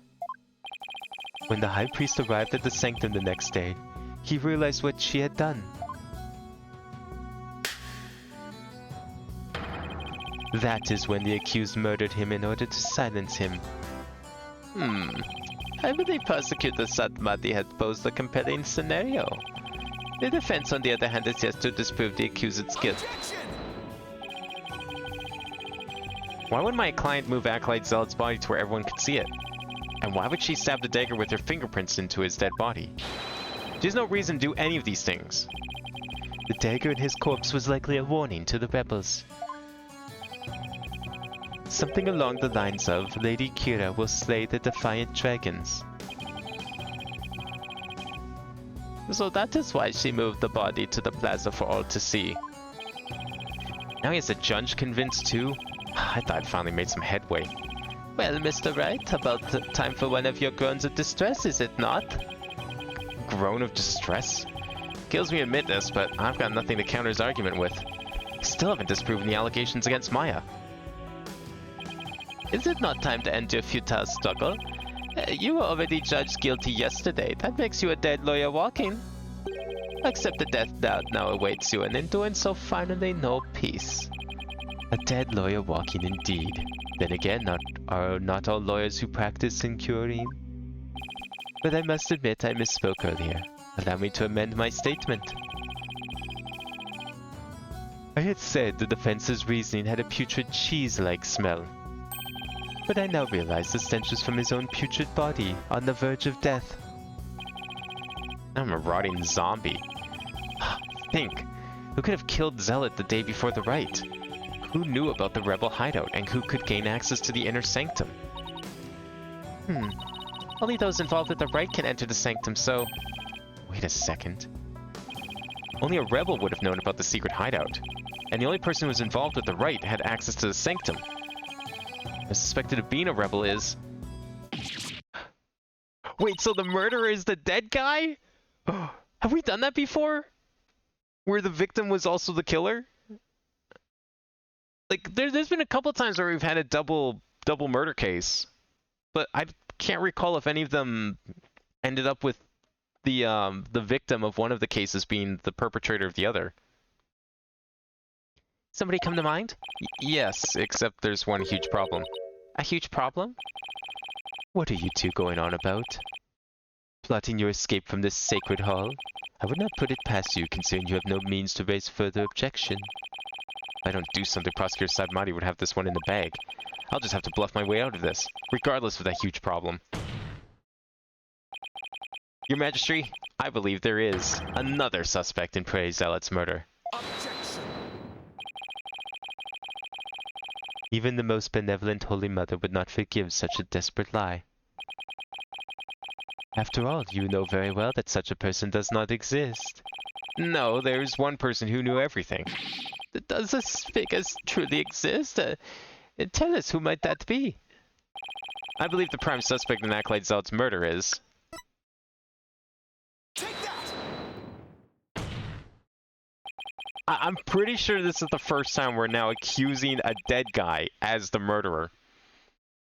Has to be someone allowed to enter the sanctum and who knew of the hideout. And that would be the High Priest. He could have committed the crime if it occurred the day before the rite. You would pin a crime upon the dead, knowing very well they tell no tales? Oh, you're one to talk? Don't they literally tell tales in court? Every single time? Didn't we just listen to a dead guy's tales? That's okay. I mean, even if you don't count in there, we've got other means. Don't worry. Have you no shame? Dead men tell no tales. That is definitely a problem. If only the High Priest could tell his side of the story. What? Do I have something on my face? Wait a second. Could this actually work? Oh no. Don't tell me I have some of my breakfast caught between my teeth. No, if there's even the slightest possibility, I have to go with it. Your Majesty, dead men do tell tales. Therefore, I would like to request the High Priest's testimony. Is testimony? And just how do you propose we get the deceased to testify? There's a way for the dead to testify. It's known as... summoning him here by means of spirit channeling. What did you just say?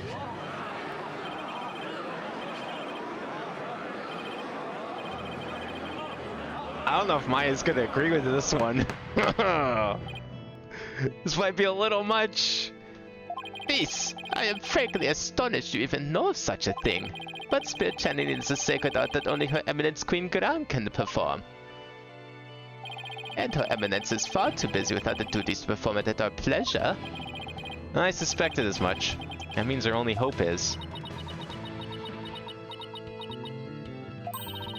It's okay, Nick. You can tell them. But Maya... I thought you wanted to keep it a secret here in Kurain. Don't worry. It's not like it's against the law or violates some religious precepts, so... I don't think we'll be punished. At least, I hope not.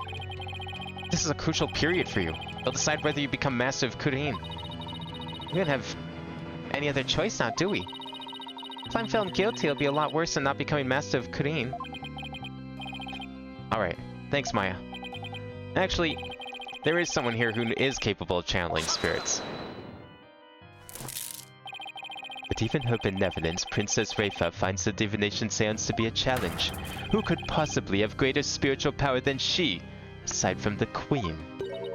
I want to channel off between like Maya and the Queen at some point here. I feel like Maya could kick the Queen's ass. That would be me.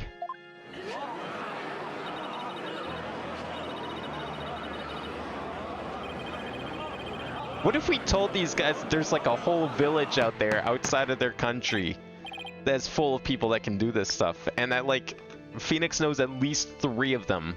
One of them who's dead, mind you, but...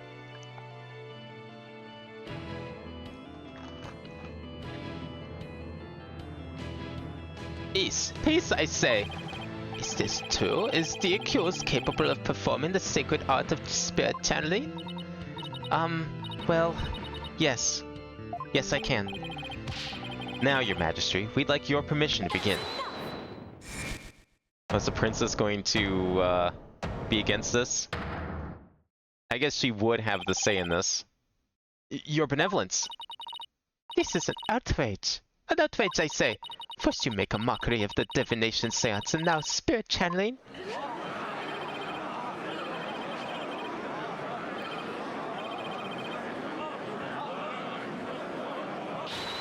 Still your voices.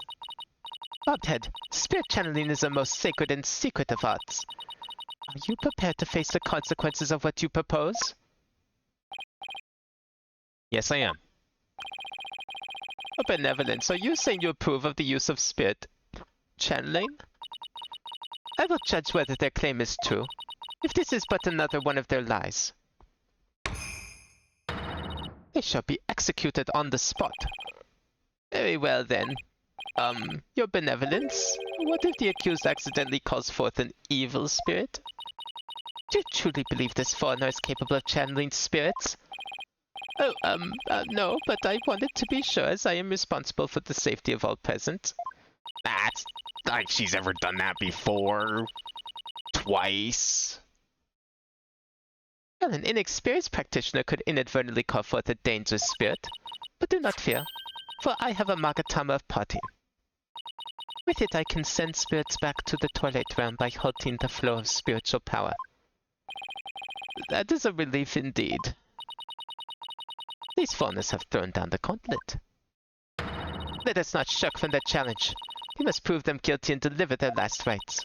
Do I make myself clear, Prosecutor Sadmati? Perfectly, Your Benevolence. Very well, the accused may channel the High Priest's spirit. But first we must take a short recess to prepare. We will resume as soon as the preparations are complete. Until then, this court is adjourned. Oh, it's been so long. How long has it been? Like 4 games? More?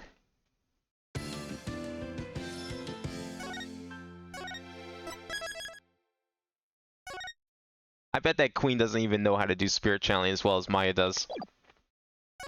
I bet even if she wasn't busy, she'd make up some excuse about how she was busy because she just can't do it. You know, they say she has all this power and stuff. She probably sucks at it. Sorry, Maya, but this was the only way. You sure you're up for this? Thanks for believing in me, Nick. Even though I don't know if my channeling ability's on point yet. It's been 10 years and you're still not confident? Oh, right. Before she started training here, her success rate was only about 30%. I know you can do it, Maya. At least I hope she can. So you're sure you're ready? Yeah, at least I think so. You don't sound so confident. What about all your training? Training's one thing, actually doing it is another. Oh, I see. Uh-oh. If she fails to channel the High Priest, we're as good as dead. Relax, Nick, you can count on me. I'll show you what my training's done for me. This will be a moment you never forget. Okay. I just hope it's unforgettable in a good way. Once we hear Abbott and Mee's story, I'm sure the truth will come to light. I hope so. But he was hiding the fact that he was a rebel, so I doubt it'll be as cut and dry as all that. They're ready for you. Please return to the Hall of Justice at once.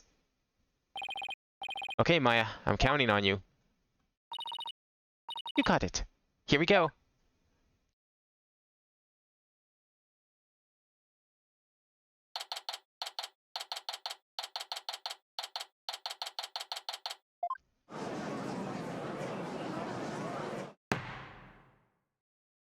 We have received official approval for the accused to channel the spirit here today. Now, if you will, Miss Faye, please proceed. Yes, Your Majesty. Aw, here we go. Time for another spirit channeling. Man, we should have had one of these last game with pearls. Come on, Maya. I'm counting on you. I wonder if we'll get one of these with pearls in this game too. Maybe the next case, now that we're reintroducing the concept of it, maybe pearls will do something in the next case if we're going back to Apollo. I've been studying here in Korean for 2 years now, so that one day I'll be the master of Korean, a village of spirit mediums back home. But first, I shall show you all the fruits of my training in your kingdom. Wow, she seems really confident.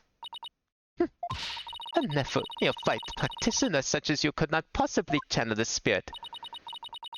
Okay, your benevolence. How about this? If I succeed, will you stop calling me a neophyte? Very well. If you succeed. She just learned that word in school and now she just can't stop using it.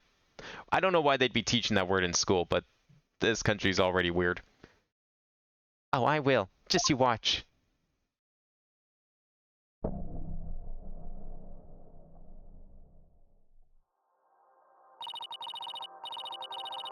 Oh, spirit of trust in me, return now to the world of the living. Wow, I've never actually, like, we've never had an animation for it.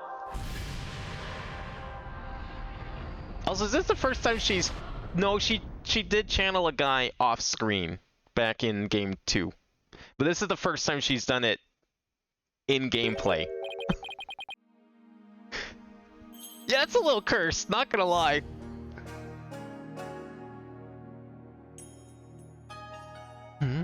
What is this place? Oh my. No. This cannot be. Kunka.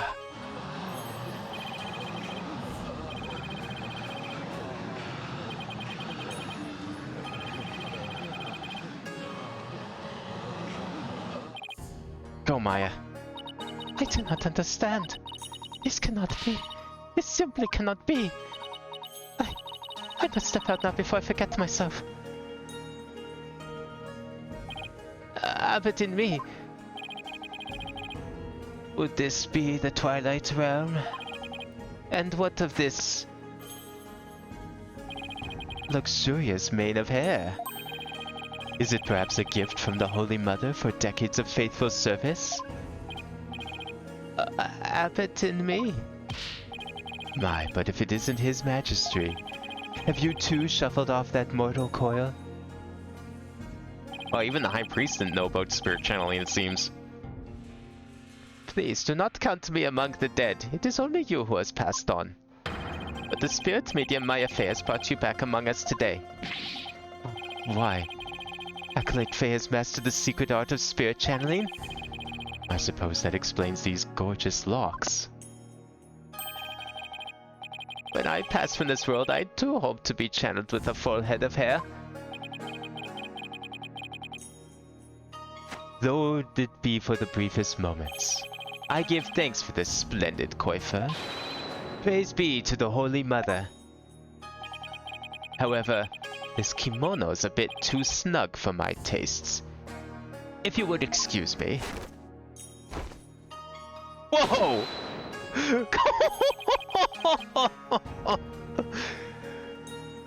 I hope for everyone's sake he remembers to put them back on before he leaves. There, that is better. Could we get to his testimony now? And I'd wish he'd keep this top on. Why, you are that foreign lawyer the people speak of as of late. And is this not the Hall of Justice? Why have I been summoned here? Forgive us for calling you back from your eternal rest, but you have been accused of murder. Might we ask you to testify on your own behalf? Like, okay, even if we find this guy guilty, like, what are we gonna do? Like, he's already dead. No, you know what? This is the second time dead, because this is just 3-5 all over again. Same thing happened there. It's like, he's already dead. Like, what exactly are we doing? I mean, I guess we're proving that Maya's innocent, so that's good, but... I've been accused of murder? That is troubling indeed. What's with that crazy pose? Is this really cause for such astonishment? Even the lowliest of monks can achieve such body control with the proper training. Oh, I wonder if Albie will be able to do that someday. Will the defense please explain the situation to the High Priest? I'd be happy to. Your disciple, Pere Zelot, has been murdered. It happened on the day before the purification rite. Imagine killing a man, dying, and then being brought back to living for the explicit purpose of getting you to confess. Yeah, that already happened. It happened with that crazy lady back in 3.5. She was very upset.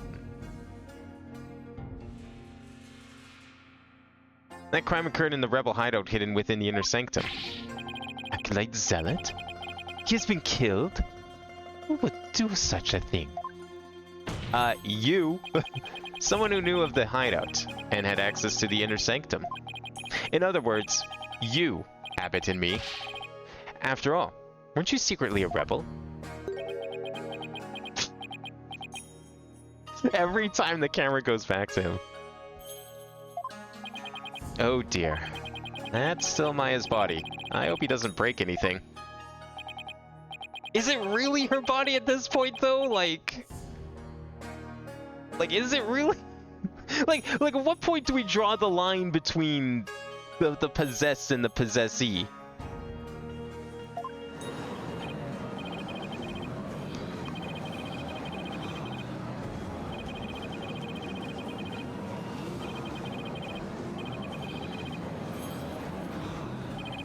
Delia didn't do any killing. She tried to and ours to file the dead. Oh yeah, that's right. She was only attempted murder. Okay, so I guess we technically haven't. So this could be the first time that we successfully accuse a dead person for murder. Which, I mean, again, like, it's not going to do anything, but it will get Phoenix off the hook. Oh my. Have my rebel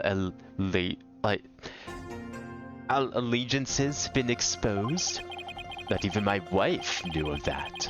It seems to rest in peace is not my fate. Why did you, a devout priest of Kuranism, join the rebellion? The High Priest has come back to us for but a brief time, Defense. Shall we not cut to the chase and ask the most pressing of questions? We got all the time in the world. Maya's really good at this. Oh, right. I mean, we once spent like 6 hours talking to a dead person. We got time.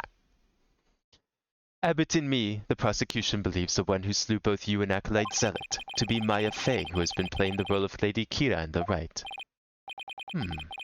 Mean that I was dead until just a moment ago. My memory is a bit hazy. Could you please do your best to remember? Objection! The High Priest says his memory's hazy. It's all coming back to me. It is as Prosecutor Sadmadi concluded. I was slain by none other than Maya Fey. That's not what I was hoping you would say. The High Priest's statement has proven my assertions with regards to his murder correct. But what about Acolyte Zealot? You were the one who killed him, weren't you? I know not about my disciple's murder. Furthermore, I have an alibi of my own. An alibi? Seriously? It seems the testimony the defense had been open for is working against him. Now, Abbott and me, your testimony, if you please.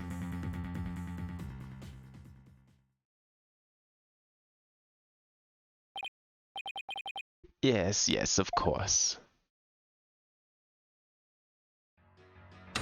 You can sit weirdly IRL instead of crossing my legs and lay one on top of the other. Wait, what do you mean by that? Because, like, I can do that too.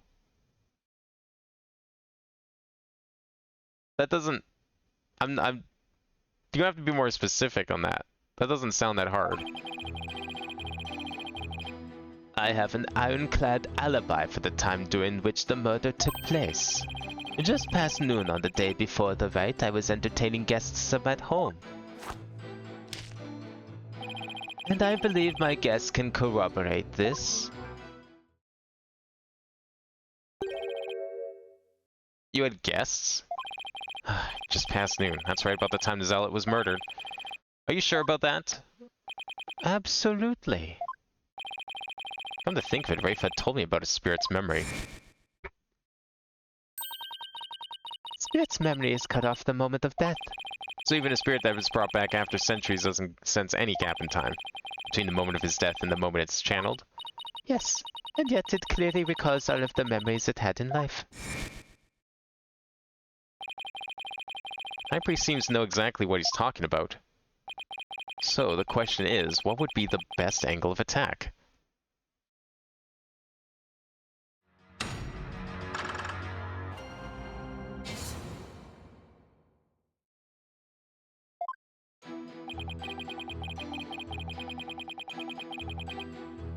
Hold it! He's covering for himself? Oh, 100% he is. That or he'd like, I mean, there's the off chance he's covering for someone else, but nah, this man's fucking lying. Even in death, he's like, he's not gonna admit to murder. This guy's dedicated. Use the word alibi as if it were second nature. Are you perhaps mocking me? Or is it perhaps the kingdom of Kurain itself you wish to ridicule? See, look, he's even trying to like pass blame on him and make him look like the bad guy.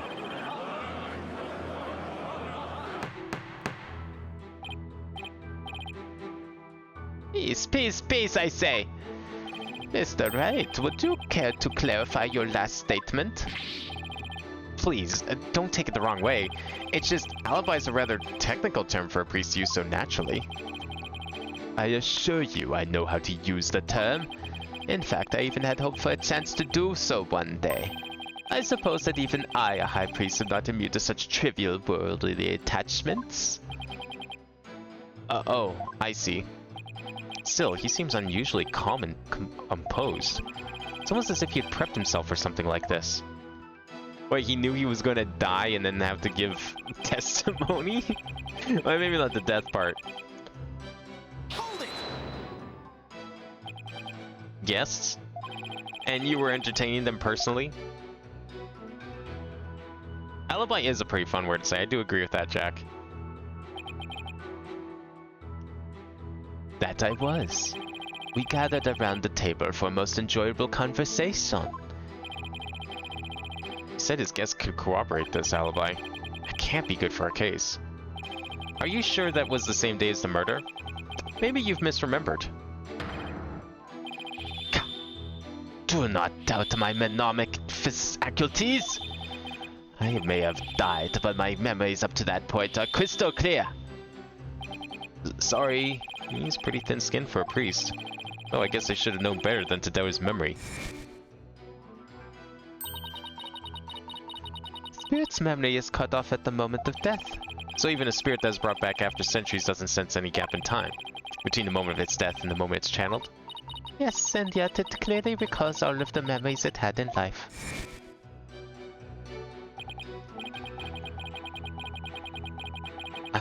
There's nothing better than enjoying Gingo cuisine with dear friends. That way everyone's breath becomes equally malodorous. His faces remind me of a different character in a previous Phoenix Wright game. Right, one of the 2D ones. Am I thinking of the Chief? No, not Chief. Am I thinking, yeah, the Chief or, Von Karma, even. That, like, one-eyed smirk. Hold it! So who are your guests? Just to confirm for the court. Who exactly were your guests that day? Don't tell me they were rebels, so they can't be called here to testify. It was none other than His Majesty along with his family. He couldn't attend the Wright due to work, so he stopped by ahead of time. My, how his daughter has grown. Wait a second. Let me set the record straight now. I am not a rebel. Thank you for that wonderful meal, Abbott and me. A lady in me's cooking simply cannot be beat. So there you have it. When exactly was His Majesty at your home? He was there from 2 p.m. to 3 p.m. Indeed, precisely the time period within which Acolyte Zealot was slain.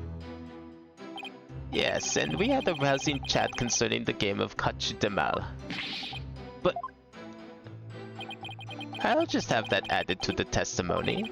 After all, it was I who visited the High Priest's home. Now, why would you lie, Judge? Come on, don't stoop to his level. You're better than this, I would think. Hold it! Your Majesty, are you sure this testimony is completely accurate? As sure can be. Oh, how wonderful it is to finally have my actions be admissible as evidence in court. His Majesty was at my home during the exact period of the murder. Come, let us put this behind us. I could not have possibly committed this crime. How can you be so sure? What if the clock or watch you're using was off, or you misread the time? There was a clock right near the table and had the exact same time as my watch.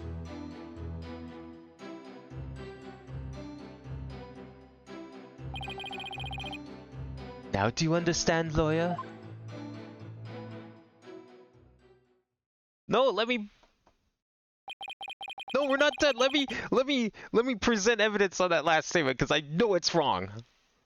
As you can see, my alibi is airtight. Or do you still think that I could have killed Acolyte Zealot? His Majesty's a witness. Are you satisfied now? There is not a single discrepancy in Abbott and me's alibi. If I give up now, it's all over. Now, hold on a second. Is there anything wrong with the High Priest's testimony? There is a discrepancy in the High Priest's testimony. There is? Well then, perhaps you could explain what it might be. This is what is wrong with his testimony. Prayer feast was short. He knew the time of the crime. He's too friendly with the judge. He's in bed with the judge. They can't be trusted. Neither of them. Throw out the judge. Okay. He knew the time of the crime. No, he should know the time of the crime.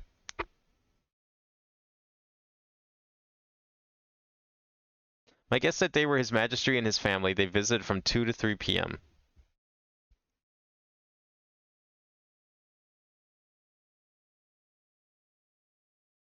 I was trying to see here.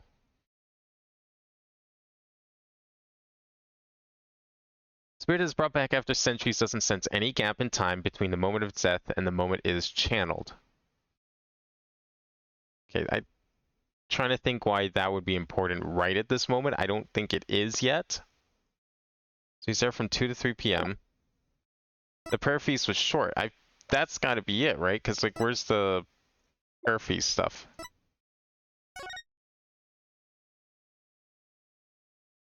Yeah, it's too short. Because he's talking about Gingle, but like only 2 to 3 p.m.? Nah, man. Only an hour? Meal is too short to be a Feast of Blessing celebration. The length of the feast is of no consequence. Besides, Lady Anme's testimony regarding the feast was the same as her husband's. Or would you suggest Abbott and me and his wife are lying? What, but they started at 12, I thought. I see no problem as your liege. Shit. Oops, guess I'm wrong then.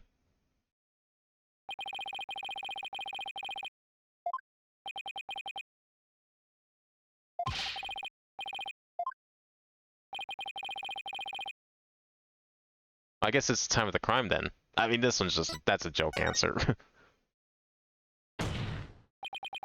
After Abbott and me was channeled, no one ever stated what time Acolyte Zelda was murdered. Now that you mentioned it... Despite that, you claim to have an alibi from 2 to 3 p.m. That means you knew that Acolyte Zealot was dead. When you were still alive. Oh!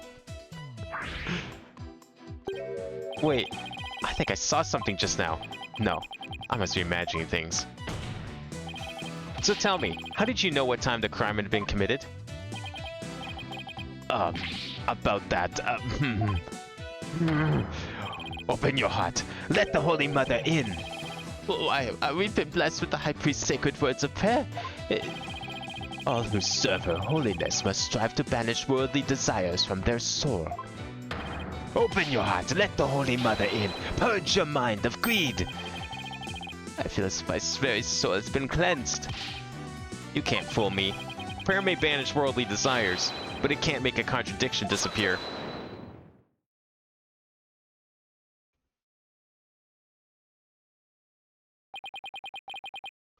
How can you be so sure? What's that supposed to mean? This lawyer seems to think little of the power of Kuren's prayer. Huh? サトライマオマどもさましで足し抜けたれがせよそろか Abbott and me was at home doing the crime but knew of what happened at the hideout. I believe this can be explained thusly.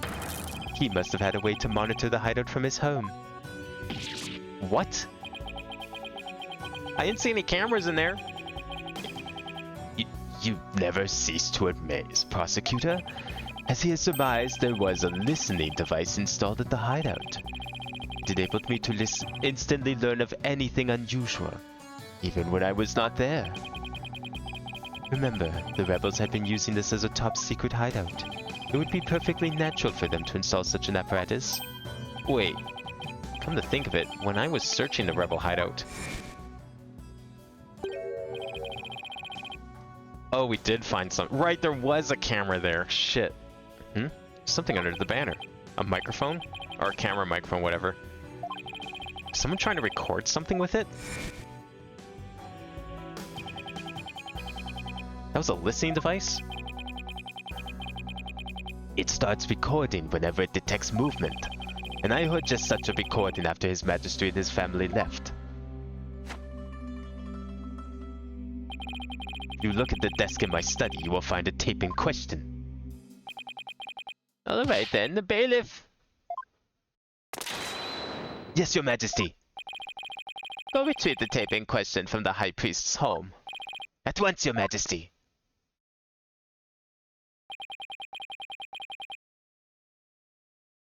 The power of Kurenist prayer.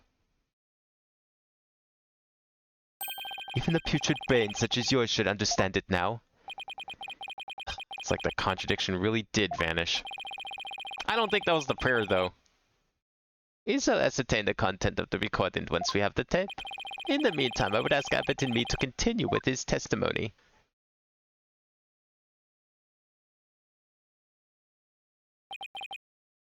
Very well.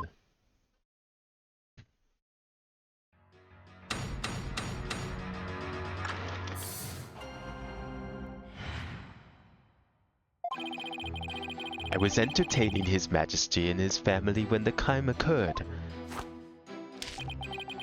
When I listened to the tape later, I heard of a man and a woman quarreling. It sounded like an altercation between Acolyte Zealot and Acolyte Faye. After that, there was a loud noise followed by a haunting silence. Find some way to attack his alibi. If only Maya were here. There's a way of putting me at ease. But seeing her like this is only creeping me out. Though the High Priest was a rebel, he was still a Kurenist holy man. Therefore take care in your questioning, lest you invoke the ire of our people. I think it's a little late for that one.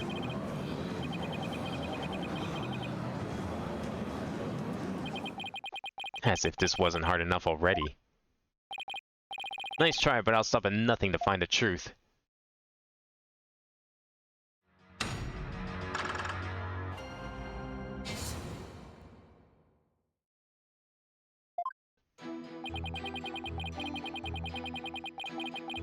Hold it! You were entertaining His Majesty and his family during the crime? Indeed, my wife Billy was treating them to her wonderful home cooking. Your wife was there that day? Why yes, she was in the kitchen cooking up a storm the entire time. Come to think of it, I don't think I saw her at all that day. She takes her culinary duties most seriously, you see. He's covering for his wife! I knew she was the killer. I fucking suspected her from pretty early on. But, like, when this whole thing came, I was like, okay, maybe he was responsible, but I guess if anything, he was just, an accomplice. That is why she was in the kitchen cooking without pause the entire day. So the judge never saw Mrs. and me. Should I have Abbott and me add that statement to his testimony?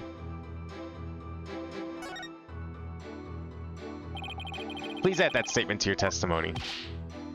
As you wish. I thought these dead people are supposed to have good memories.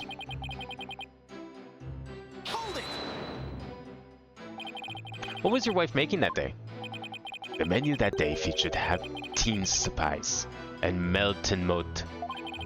They are both traditional Koreanese dishes. I can't even begin to imagine what those are. Yes. Exquisite zest of tin pies and the supreme texture of melton moat. Lady Enmy's cooking that day was utterly unforgettable. Thank you. It brings me great joy to know you enjoyed your meal. Now, once His Majesty and his family had left,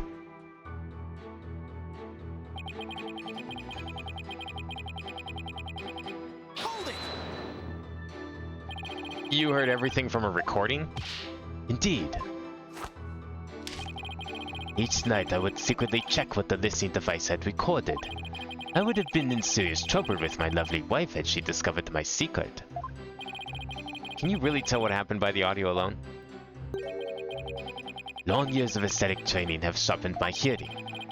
It is but a simple matter for me to ascertain a situation by the sounds I hear.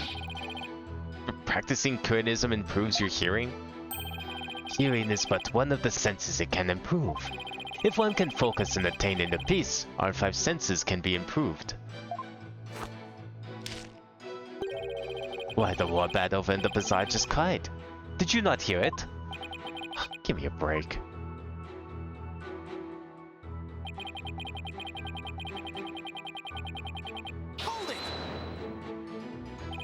Hold on.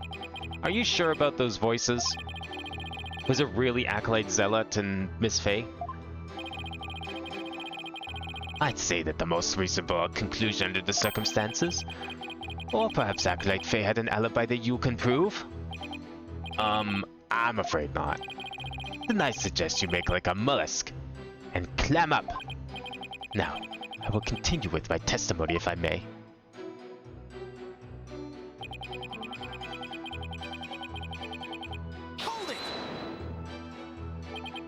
A loud noise? I'd say that's worth looking into. It was a terrible crashing sound. Poor Acolyte Zealot. It must have felt so heavy. That must have been the sound of that stone slab falling over. Should I even add that statement to his testimony? Is that going to get rid of the previous one? Hope not. Please add that statement to your testimony. As you wish.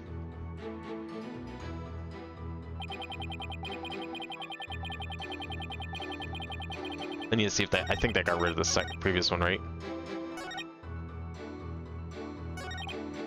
Yeah, I got rid of the previous one. Okay. I need to go back and put the other one. Was that this one that let me put it in? This one I think is more important.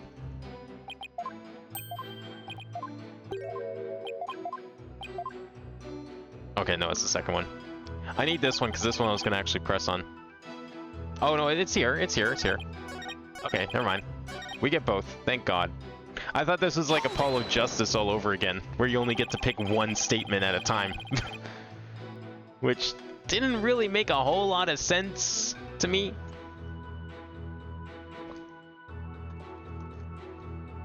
Maybe those older games couldn't handle having lots and lots of statements active.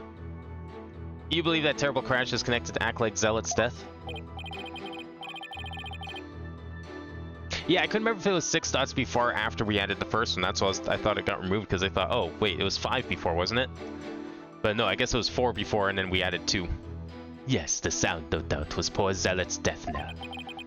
Such tragedy, for he was a fine disciple.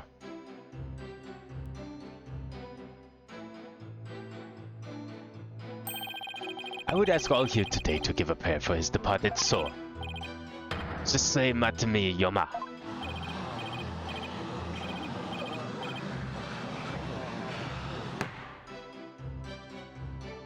I was when you press something that multiple things could be added.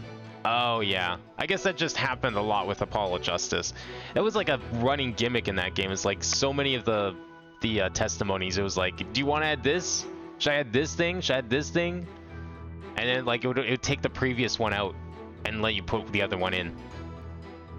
I had high hopes for that young man's future. Sisei Matami Yoma. Why do I feel like such a jerk for just trying to do my job right now? Mr. Wright, do you still feel the need to question the High Priest? His alibi's as tight as can be. This isn't going so well. I better ask him about something else. I'm curious, Abadami. Did you stop by the rebel hideout after His Majesty left? Yes, I thought it would be wise to assess the situation. But as I said before, there was nothing to see. The hideout appeared as it always had. And the victim's body? It was nowhere to be found. Acolyte Faye must have already disposed of it and anything else incriminating. So when you saw the rebel hideout, it looked like it does in this photo? Yes, I would say that is how it appeared that day. So since that had been put back in place.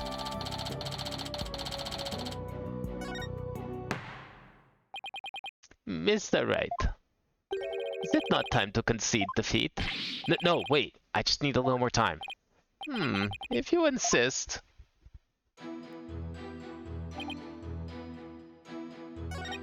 Okay, was in the kitchen cooking the entire time. He never saw her?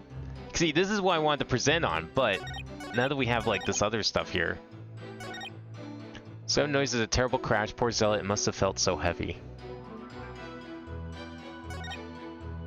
A loud noise followed by haunting silence. This one's kind of suspicious, but I don't know what we do with this one without that audio tape. I am going to do this one first.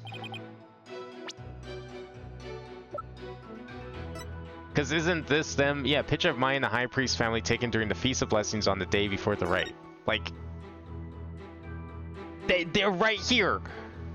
Sitting next to each other. What do you mean you never saw? And look, there's the orb. He has the orb too. That's the orb we used. Objection! No!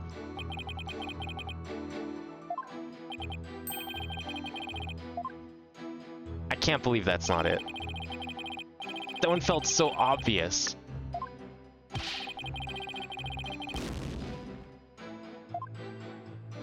I guess maybe... yeah, I mean, I guess they would have sat down to eat together, so that doesn't really count towards this whole I never saw him or all day kind of thing. Fine.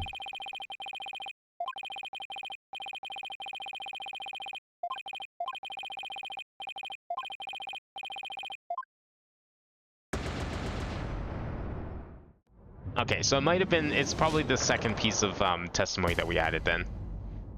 That one was definitely the red herring. It was the easy trap. Okay, what was the second piece that we did? Was it the final statement that I think we added?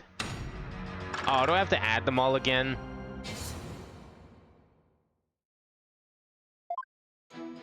Fuck! I should say, okay. Let me do this then. Hold it! Let me add these statements again. Here's the final one. Okay, thank you. Yeah, just add it. I'm just gonna keep adding them anyways, just in case, but I'll save after I add them. Okay, so it was on this one we pressed, and then we got the final piece of testimony. And then I'm guessing I'm probably gonna have to go through the wraparound, because that seemed like it triggered something.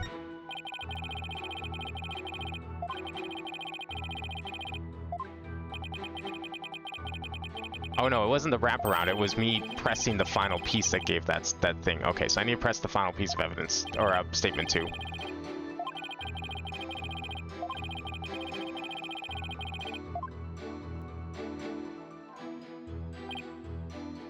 Okay, so on this one, right, we did a press. Oh no, was it this one or the previous one? What activated the whole scene with like the photo and all that? Was it this one? It was this one, okay.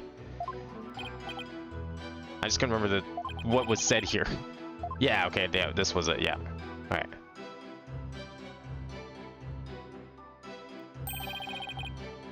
Right, and then they had their little prayer, and then Phoenix brings out the photo. Asks them to look at this photograph.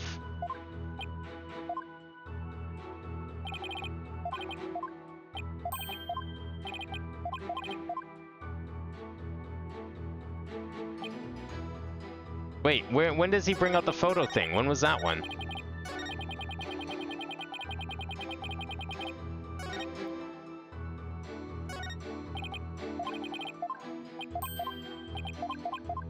Well, when did he, how did I get the photo up here? Is it updated? Describe the noise as a terrible crash. Poor Zella must have... Yeah, I've got 6, right? That's 2 statements added. So when did it trigger the photograph thing?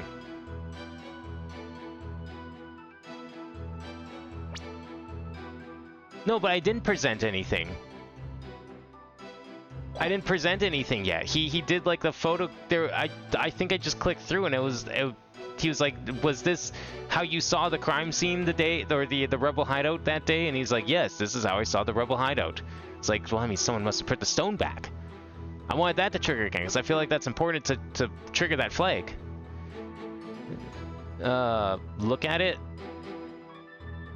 Oh, maybe. I see what you're saying, because it updated the evidence, right? No, it just talks about the luminol reaction. It's not updated anymore. I probably need that updated. Alright, I'm gonna press this one again. Maybe it was one of these previous ones. Maybe I have to press everything. Because that's like the only thing I didn't do this time was I just skipped around. But maybe I have to press everything. I just want that to trigger and then I'm saving because that clearly was a problem. Although the game didn't auto-save, so that might also be a hint in itself.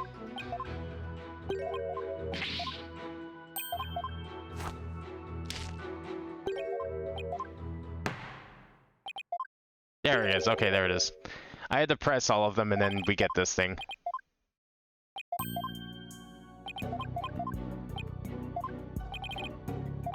Yeah, so the body was missing already when he went there, because he saw it like the way it was, which means someone already fixed it. It's just as evident he saw it after the incident.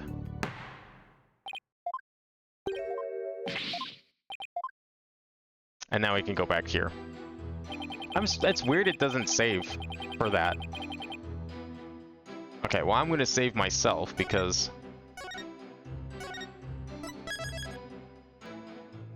doesn't make sense to not save there. I feel like that's very important if it's updating evidence. Sound like an altercation being okay. After that, there's a loud noise followed by a haunting silence. I would describe the noise as a terrible crash. Poor Zella must have felt so heavy. If it fell over in a way that it made a crashing noise, would that not... To me, that sounds like something broke. But clearly nothing broke, so... Objection! Have it in me. You said, and I quote, "Poor zealot. It must have felt so heavy." Oh, okay. Why? I didn't even catch that. I was caught on something completely irrelevant, apparently.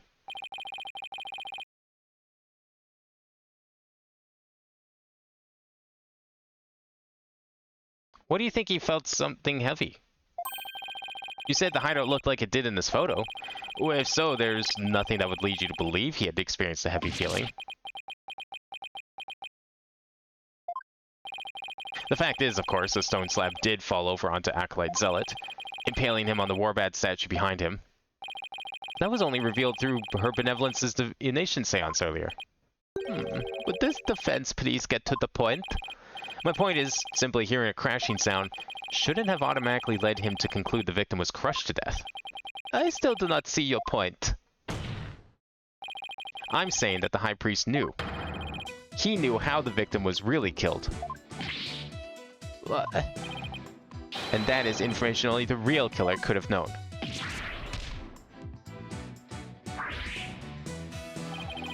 I definitely saw it that time.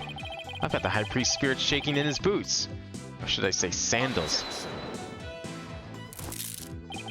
Need I remind you about Abbott and me was with his majesty at the time of the crime? Such an alibi precludes him from being the killer.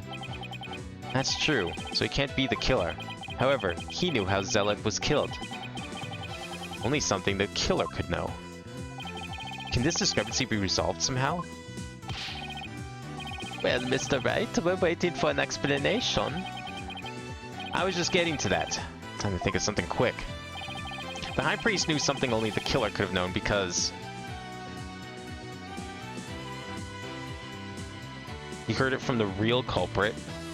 He inferred it after. No, he definitely did infer it after the fact.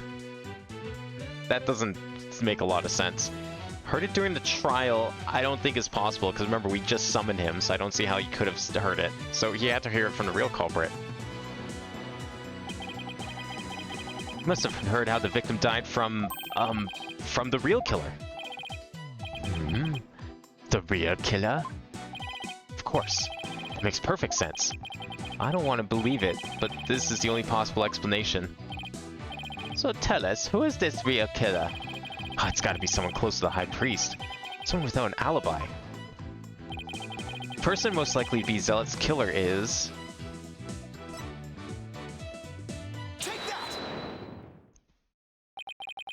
Your Majesty, while you were visiting the High Priest's home, you didn't see Mrs. and me at all, did you?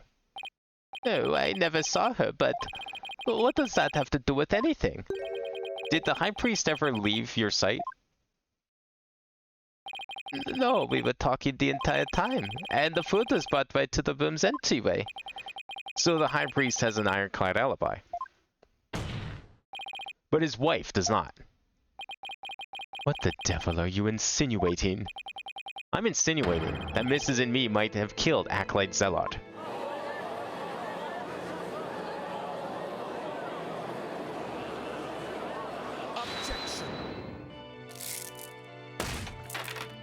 Not really sure.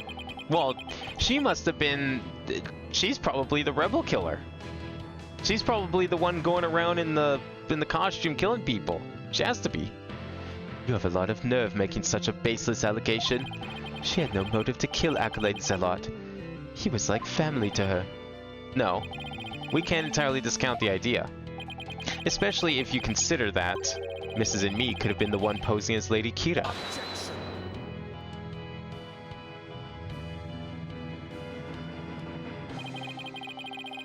Even a fool must temper his foolishness at times. Or do you truly believe Lady Kira would kill Acolyte Zealot, though he was not a rebel? Then how did he get into the hideout? As we all know, the High Priest was secretly a rebel. It would follow that his favorite disciple could very well be a rebel too. Are you suggesting that Mrs. and me killed her husband as well? As sad as it is to think she'd kill her own husband to rid the kingdom of rebels, I don't think we can rule it out.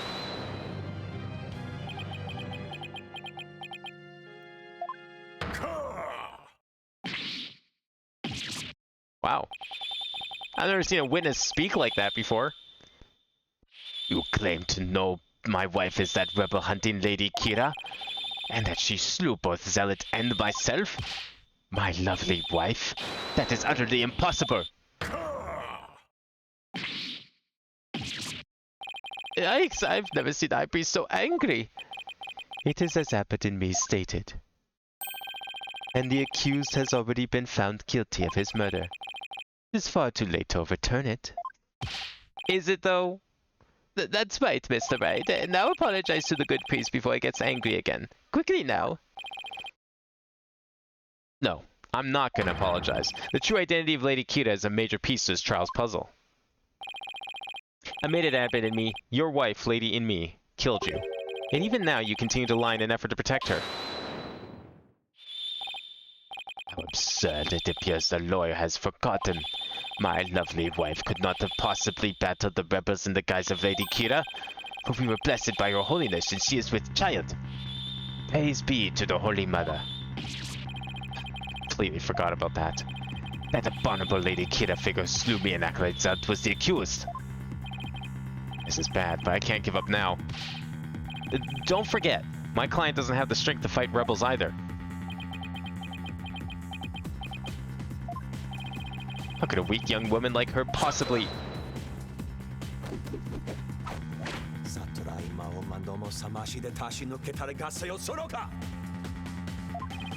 You foolish oaf of a lawyer. If only you were as blessed as Lady and me. What?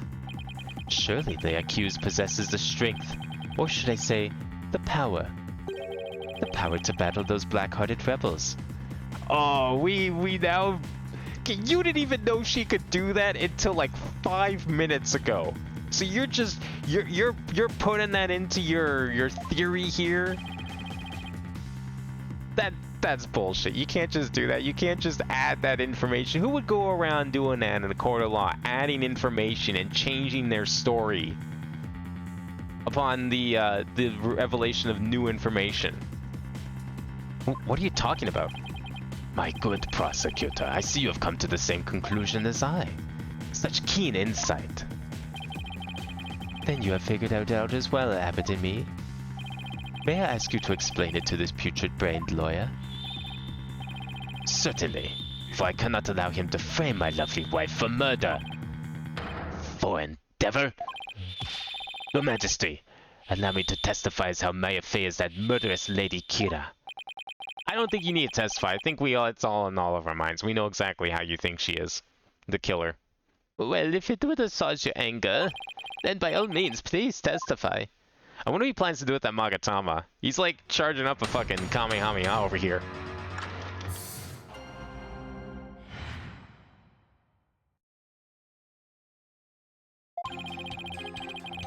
Acolyte Fate channeled Lady Kira's spirit. She is a spirit medium who knows Lady Kira's two names, so she could have done it. So it was the real Lady Kira who returned to root out the rebels among us. She attacked and killed me with a strength far beyond any mortal woman. I think we're like playing up Lady Kira a little much here. I don't think she had superpowers. But I thought she was just like a normal person. Do you understand now? Murder by spirit channeling explains everything. This is the only way the accused could have defeated the rebel after another. One rebel after another. Indeed, I am living, or shall I say dead proof, of her terrible power. Maya's ability to channel spirits. It's come back to haunt her. Wait, okay, then what if we blame the queen? Alright, what if I rescind my accusation of Mrs. and me, and we blame the queen instead? What if she did it? She could probably channel the spirit of, well, I guess you wouldn't know her name, though. Yeah, no, I guess you wouldn't know her name. Do we know for sure that that in me doesn't possess the ability to channel secretly as well? Maybe, by chance? Now, is it not time to let it go and move on, Defense? No, never. I'll never give up. Now what? Think. How can I prove that Maya couldn't have channeled Lady Kira? I mean, okay, yeah, Lady Kira is a killer, but, like... I don't know. Lady Kira doesn't seem like she has superpowers, though. That doesn't... I don't know where I'm going with this argument, but it still doesn't give her the... I don't think it's going to necessarily... Like, it... Okay. Do we know how spirit channeling works in that regard? I mean, yeah, clearly we know it modifies the body. We can all see that here. We've seen it before, too. But I guess it gives them their abilities, too. Yeah, I guess it could. I don't know, was she that much, like, bigger and stronger than everyone else, though? Do we really need spirit channeling to, like, dress up as her and kill people?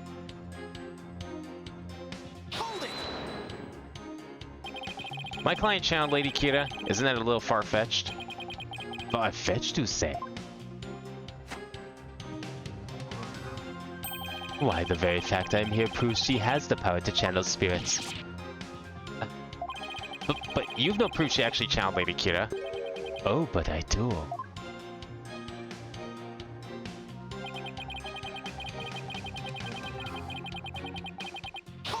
I think that's the one we're going to be presenting on.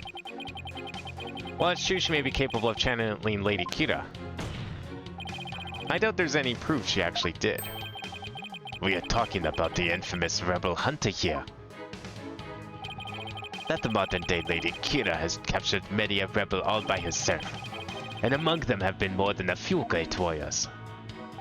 Who but the real Lady Kira could have accomplished such a feat? It would be difficult for a mere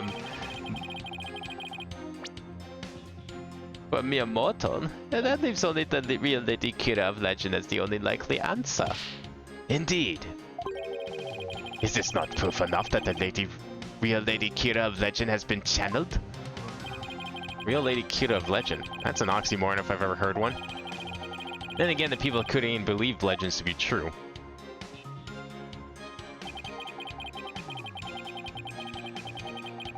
Hold it! Lady Kira is an actual person? Do you really believe there ever was a woman that powerful? One capable of battling rebels much bigger and stronger than herself? There is no way to prove that. But to doubt the existence of Lady Kira is to doubt Kiranism itself. It is not for us to question, we must simply believe. The same could be said of all religions.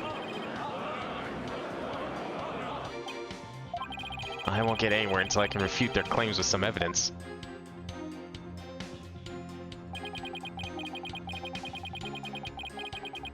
Hold it!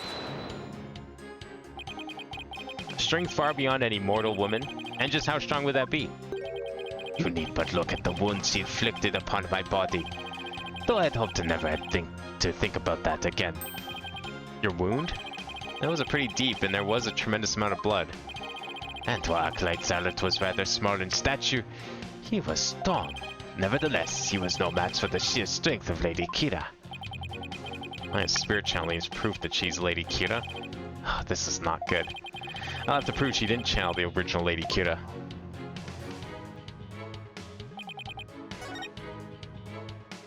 She's a spirit medium who knows Lady Kira's true name, so she could have done it. Tome given only to the one who will play the role of Lady Kira in the purification rite. I don't think she could have done it because if she was like so devoted to her training, why would she speak the name? Objection! She wouldn't do that. Not out of principle, anyways. The Tome of Secrets is only given to the priestess who performs the purification rite. Is this your proof my client could have channeled Lady Kira? Yes, indeed. For it contains the true name of Lady Kira, a secret only revealed within. Have it in me. I'm afraid you're mistaken. This couldn't have been used to channel Lady Kira. What nonsense! Mr. Wright, could you care to explain? This is why my client couldn't have channeled Lady Kira.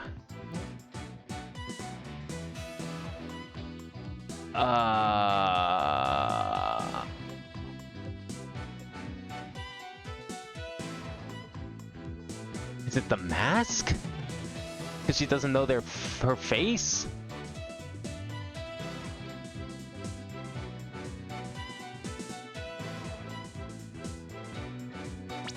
Okay, hang on a second here.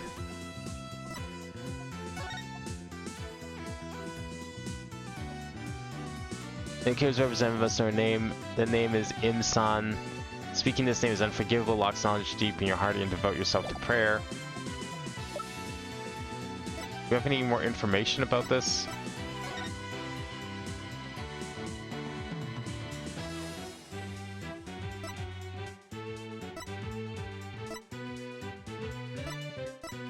I can't remember. Channeling requires a face, right?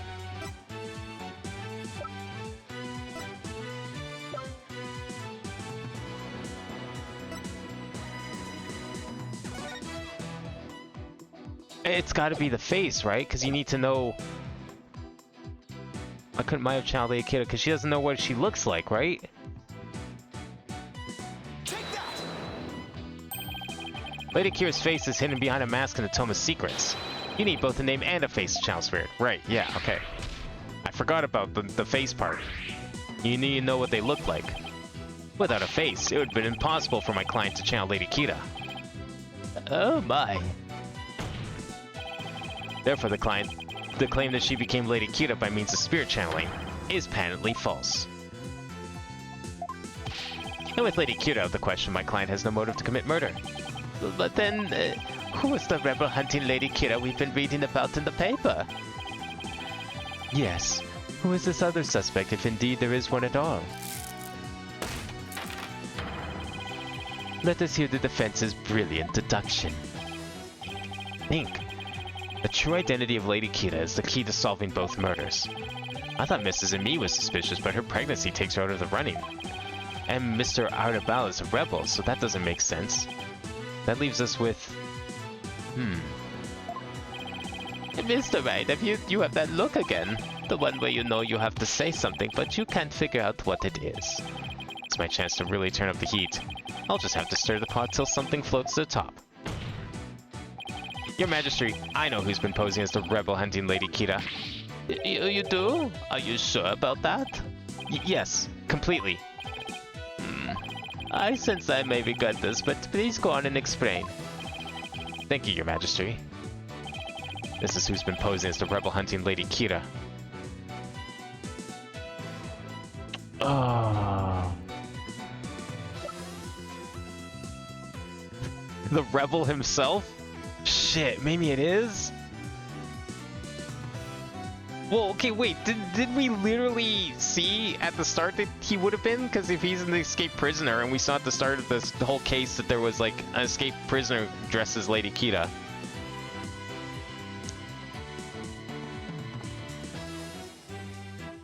It has to be him.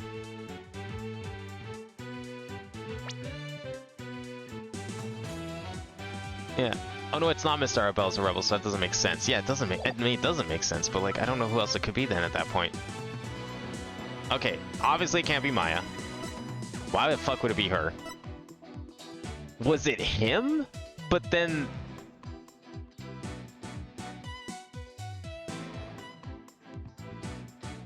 I'm trying to think how that would even make sense. He killed himself? How did he see himself in his divination seance? I don't know if we're ready to start throwing around accusations at the prosecutor. That seems even less likely. If Maya is being written off as too frail and weak, there's no fucking way a literal kid would be able to do it. This is who's been posing the rebel hunting Lady Kira. What? But there's no one left! Are we gonna say him? Okay. Hang on here. I thought Mrs. Emu is suspicious, but her pregnancy takes her out of the running. And Mr. Artabal is a rebel, so that doesn't make sense. Why we...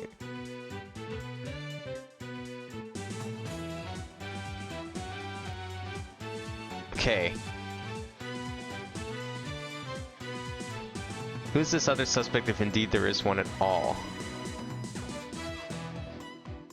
Impossible for inclined to channel Lady Kira, so obviously it couldn't have been her. I mean, if the queen was here, we could say her. God, how would it be her? Okay, he's dead. It couldn't have been him because he died before the priest did, and we know that the murderer, the impersonator, is the one who killed him. So it can't be him. It can't be anyone who's died before the priest. I guess it could be the priest, but like, how does that work if he killed himself? Why would he do that?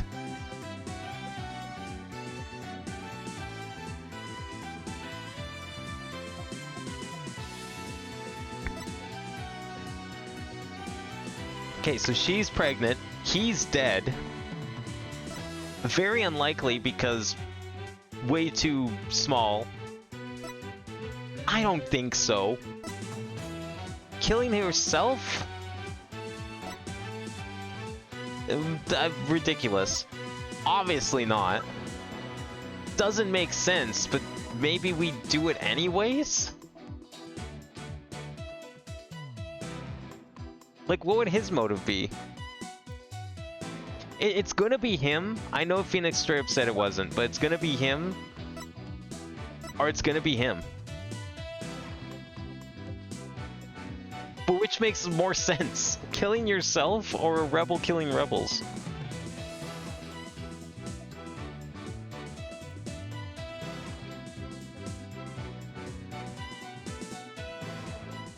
But then, like, okay, if Zealot is the hunter, how does that work? Like, yeah, he is the only one to make sense, except for the part where Lady Kita killed the head priest.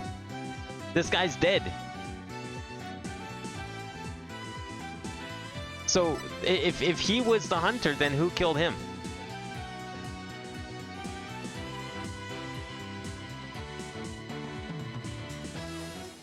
Yeah, well, that's what we saw in the... Isn't that what we saw in the seance? Like a couple streams ago? Why would he suicide, though? That's what I don't get. If he was the one who...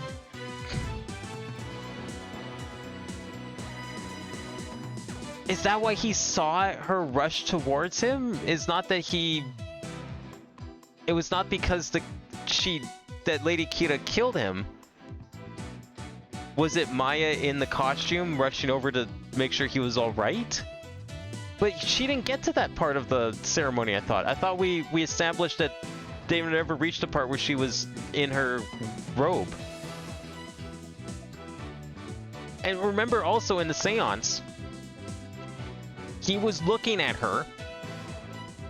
He turns around 180 degrees, puts down his paper, and sees Lady Kita in the opposite direction that Maya was. So it had to be two different people. That's what we established. I'm writing him off. I don't see how this is. I'm writing off the Rebel, though. I'm gonna trust Phoenix on this one. I don't think it's the Rebel. I'm just trying to figure out how it could be suicide. Because it's weirdly enough, it's like the only thing that makes sense if he was the one that dressed up as her. Robes on the statue. Oh, is that what he saw? It was robes on the statue? Okay, I honestly couldn't remember if like what we established was the Kita that he saw. So it was robes on the statue then. So neither of them were dressed in it. That makes sense. But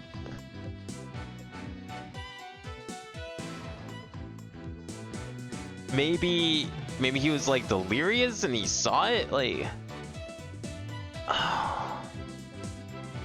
But isn't he also a rebel? Doesn't that like make as little sense as him being the killer? The hunter? Or we just think that he's a rebel?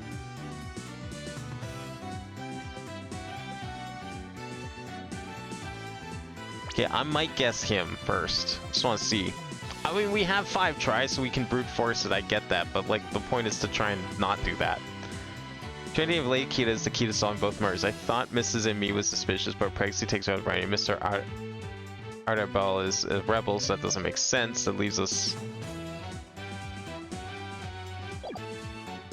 So, I mean, he's already being suspected for murder as it is. So it kind of makes sense to be him. Okay.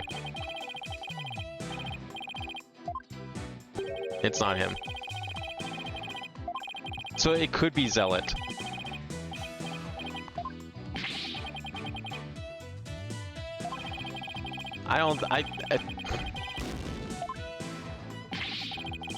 Yeah, that's true. Okay, yeah. So Zealot could have been the hunter then. Zealot could have been the hunter. And then, because the robes, yeah, no one was in the robes the night of the crime, so it could have very well be him. Yeah, okay. No, that makes sense, because if the robes were on the statue, then there's nothing saying Zealot could have been the hunter. That does line up. Alright. The true identity of the rebel hunting Lady Kita we seek is... Hooray, Zealot. What's this? The High Priest's murdered disciple was Lady Kita, you say?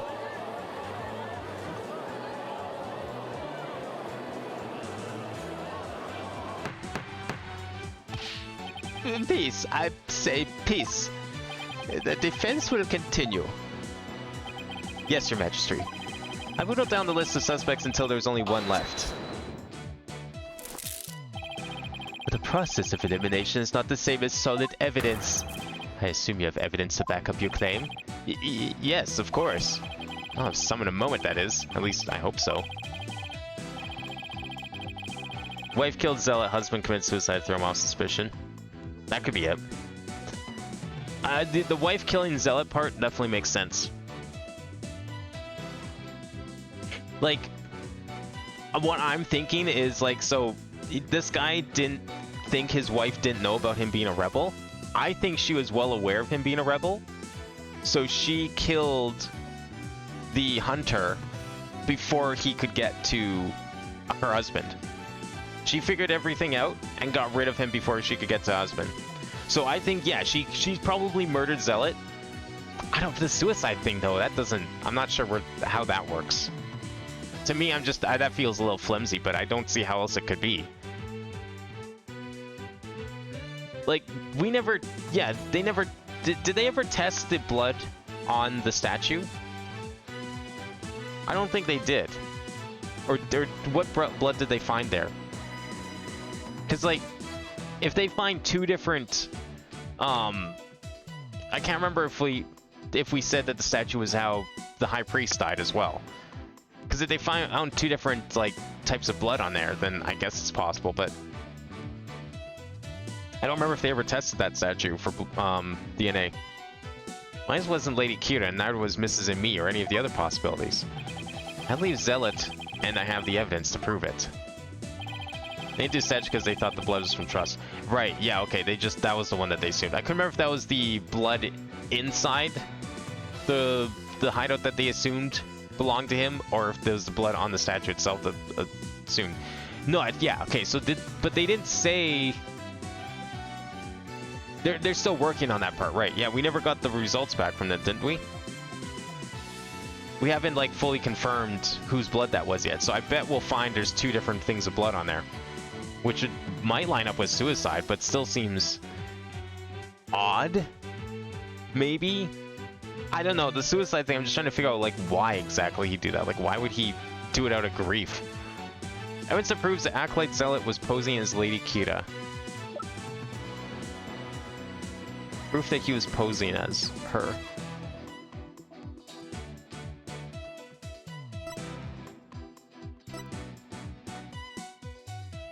I don't... I'm trying to remember what this could be.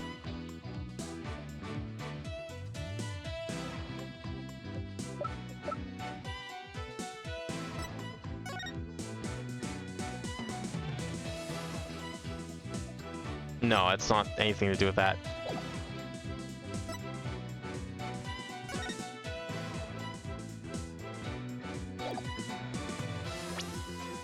Mine wasn't Lady Kira, and neither was Mrs. Me, so that leaves Zealot, and I have the evidence to prove it. Okay, so the priest couldn't have been the killer, because that's rebel killing rebel. That doesn't make sense. Same with Auerbal. He's also a rebel. Rebel killing rebel doesn't make any sense. Wife was pregnant, likely not her. Maya is obviously not going to be her. So yeah, what evidence do we have that this was him? Because he had access to the priest's home? Only someone capable of entering the priest's home could have delivered it. Take that! The note. This is what proved that Acolyte Zealot was Lady Kira. Lady Kira's warning letter. How absurd. What could that possibly prove? Prosecutor Sadmati. You stated that this warning letter proved that my client was Lady Kira, and the reason you gave was that the High Priest's house was locked tight. But there was another member of the family who lived there. Therefore, Acolyte Zealot could have delivered the warning anytime he wanted.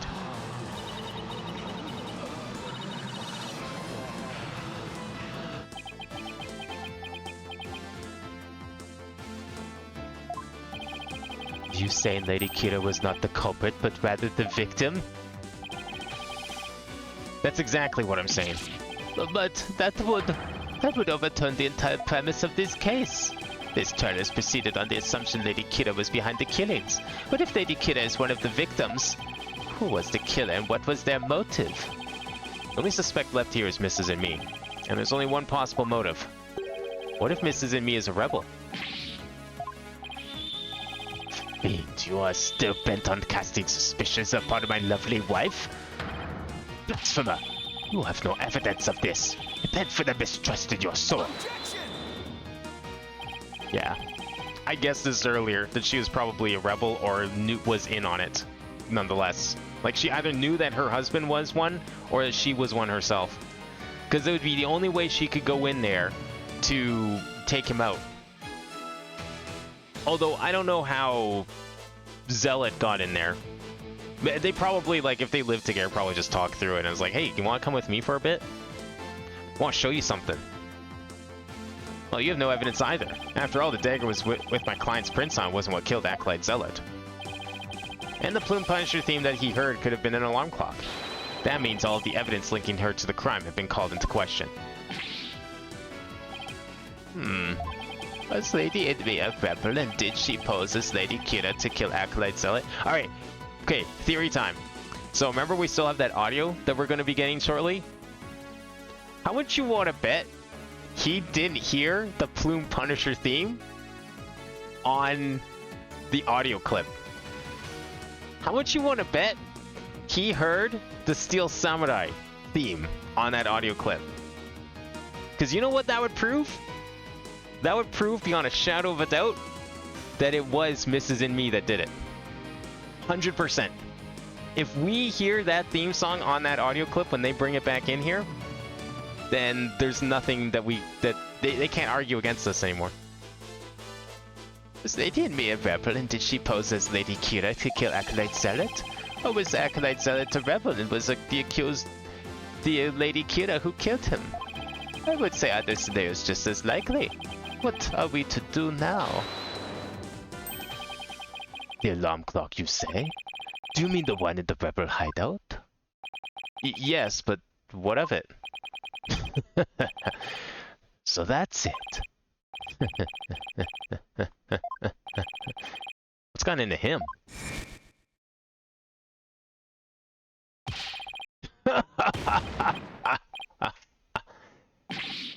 But in me, this what is so comical.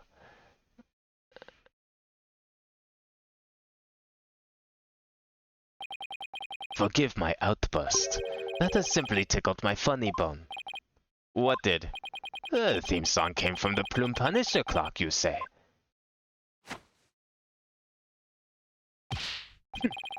That alarm could not possibly have gone off. What makes you say that? The clock was working just fine the last time I checked.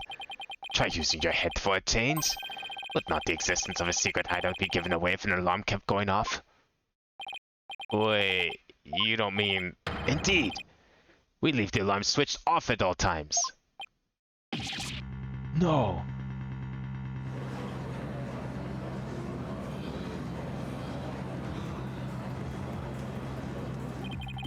So he didn't hear the Plume Punisher theme then? Well, wait, but then but no, he did though. Why did he hear the Plume Punisher theme in the seance then?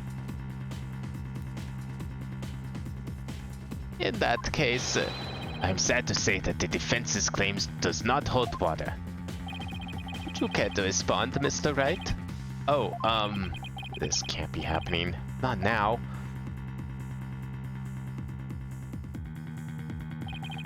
This should put an end to the lawyer's futile struggles. The theme song the victim heard was from the accuser's strap, just as we suspected. Therefore, the accuser's the rebel hunting Lady Kira and the victim's killer. I need an opening. Something I can raise an objection to. That Plume Punisher theme song Acolyte Zealot heard was in his final moments. I too heard it by the way of the listening device. But did you really? If you had heard it, why didn't you testify to the fact before? No. You know what? It was Zealot thinking it was the Plume Punisher theme because he never heard the Steel Samurai theme. So he just thought it was the Plume Punisher theme. That's what we're gonna find out here when that audio clip comes back. He mistook it. Is it not obvious? I did not know such a tune could become a key matter of dispute. Oh, it's more than just that. Yes, the matter of the theme song came up before Albert and me was channeled. Oh, right. Well then, what if he's lying about the clock's alarm being switched off? Miserable wretch! That would be pointless lie. One easily disproven.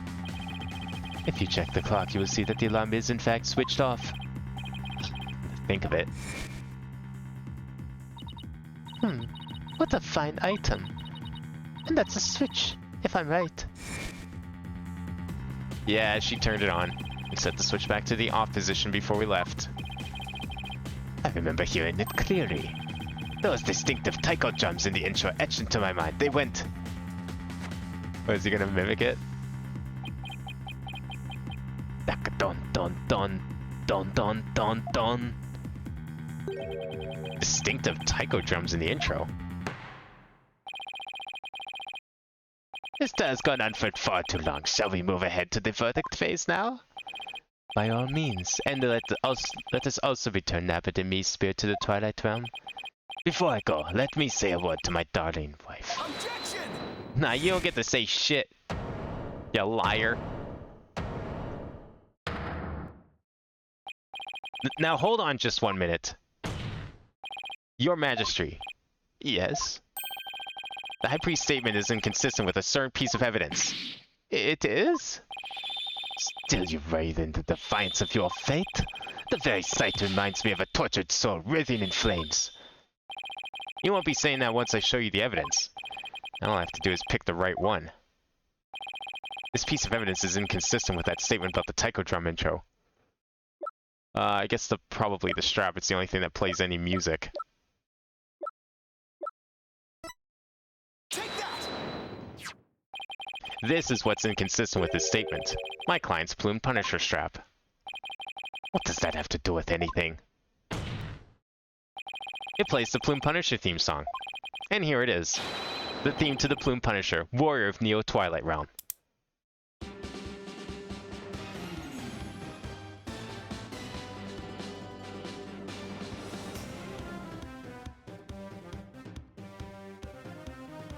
That ain't no taiko drum I ever heard. I just played some the other day. Do you see what I mean? The music the victim heard in his final moments might not have been the Plume Punisher theme song. I'm afraid I'm not following you. What was it if not the Plume Punisher theme? In his final moments, Acolyte Zealot heard. There are no taiko drums in the intro of the Plume Punisher theme. So what Acolyte Zealot actually heard in his final moments was the theme of the Steel Samurai, Warrior of Neo Old Tokyo. I was waiting for this to come up. I was trying to think, how in the world is this going to be remotely relevant to the case? And it makes perfect sense now. Peace, peace, I say. Mr. Wright, what is this Steel Samurai of which you speak? The Steel Samurai, Warrior of Neo Old Tokyo, is an action hero show from America. The Plume Punisher theme is is very similar to it. If you didn't know about the Steel Samurai, you could easily mistake the two. The fact that Acolyte Zealot heard music from an American action hero show is irrefutable evidence that the accused was in the secret hideout. Actually, no. You have it backwards. Backwards? That's right. Miss Faye met an avid Plume Punisher fan here in Korean. And as a token of their friendship, she traded a certain Steel Samurai item she had for the Plume Punisher strap. And this avid Plume Punisher fan was the one who killed Acolyte Zealot? Yes. And that avid fan is none other than the High Priest's wife. Believe in me. Objection! Do you have evidence to back up this claim, Mr. Wright? For as forgiving as the Holy Mother is, I doubt she would tolerate yet another dose of your baseless slander. I suggest you prepare yourself to face Her Holiness's wrath. Oh, I'm prepared. To turn this entire case upside down, that is. It's my last chance. I better take a deep breath and review the evidence. Very well then, please present your evidence if you would, defense. The evidence that proves Mrs. Inmi was the one who killed Acolyte Zealot is this. Take that! It's right here in this family photo. Proof that Mrs. Inmi and Miss Faye traded items featuring their favorite characters. A family photo? And what exactly should we be looking at here? The proof that they exchanged items featuring their favorite characters is right here.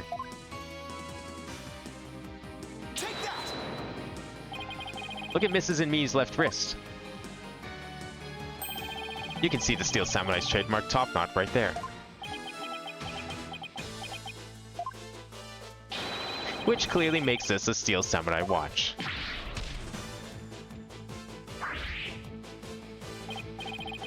Why, I never knew your wife had such hobbies, Abbott and me.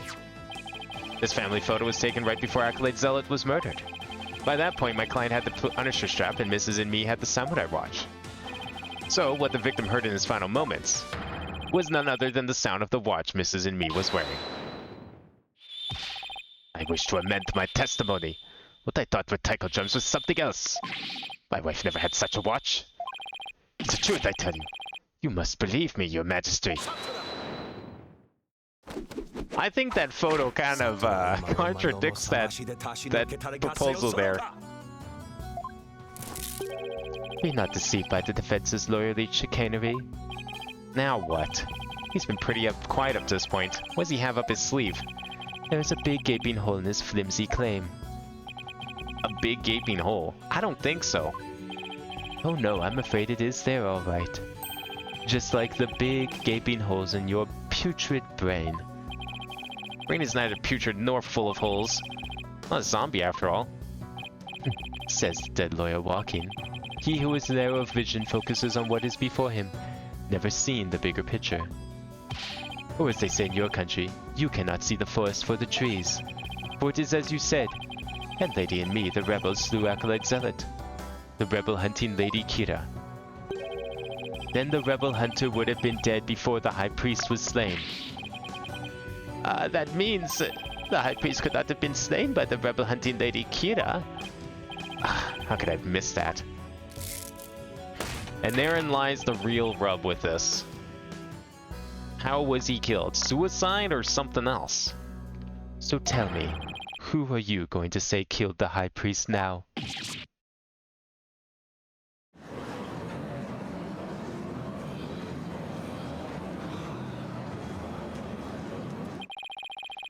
Do you finally understand? The sheer size of the holes that riddle your putrid brain? I'm in hot water now. I don't have any other suspects in the High Priest's murder. You mindless zombie. You should have begun your journey into the Twilight Realm long ago. Now let it go, and move on. No, I'll never give up. I just need to think things through and figure out who really killed the High Priest.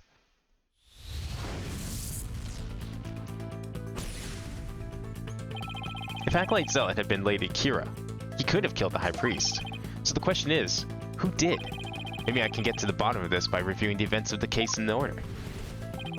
What evidence could tell me something about the crime scene before the murder? What was Maya's testimony? The day of the rite, the water in the spring was already stained red when Abbott and me and Maya arrived in the inner sanctum. Yeah.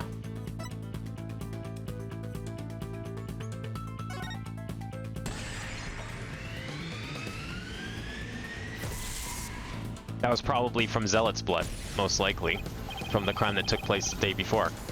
Alright, May said the spring had already been stained red before the rite even began. The spring was already red before the High Priest murder because of Zealot's blood, obviously.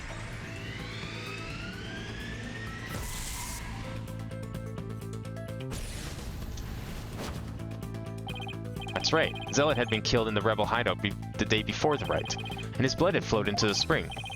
Wait a second. High Priest knew that Zealot had been killed in the hideout. So why didn't he report it to the authorities? If Maya had been the killer, he could have easily had her arrested on the spot. Why didn't the High Priest inform the authorities right then? Probably didn't want anyone to know about the hideout because that would be really bad for them as rebels.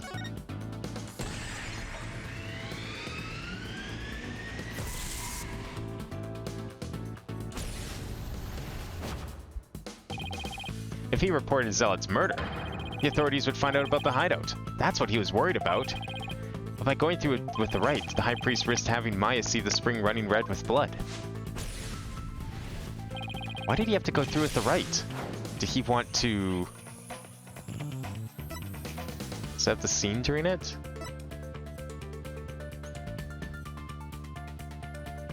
Did he want to kill Maya? Why would he do that, though? What would be his motive for killing her? Was he worried that she would find out because of the blood? Set up the scene. Yeah, so like you would want to get rid of the witnesses, right? Authorities would find out about the hideout. That's what he was worried about. I don't know what this means by set up the scene during it, so I'm just gonna go with kill Maya. Okay, no, it is set scene. I don't know what he means by that. What scene? Like to frame Maya for murder?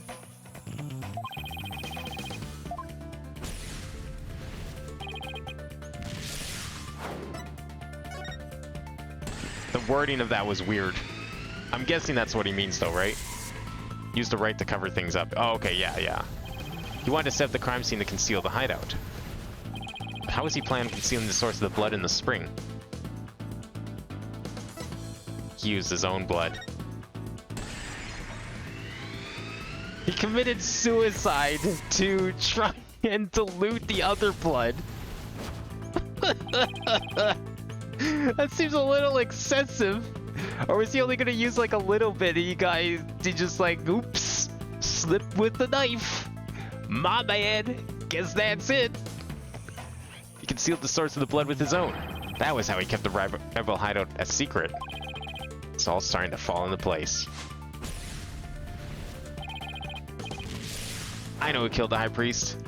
It was himself. Have we done a suicide before?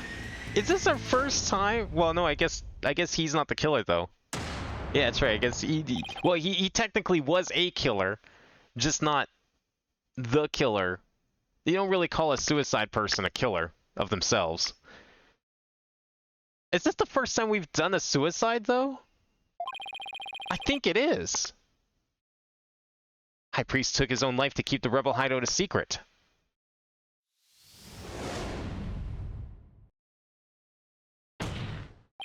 The High Priest wasn't murdered by anyone. He took his own life to keep the rebel hideout a secret.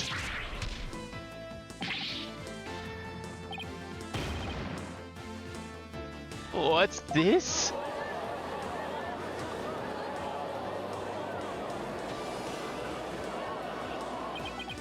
A suicide with all the convoluted steps that you know and love from Phoenix Wright. I love it.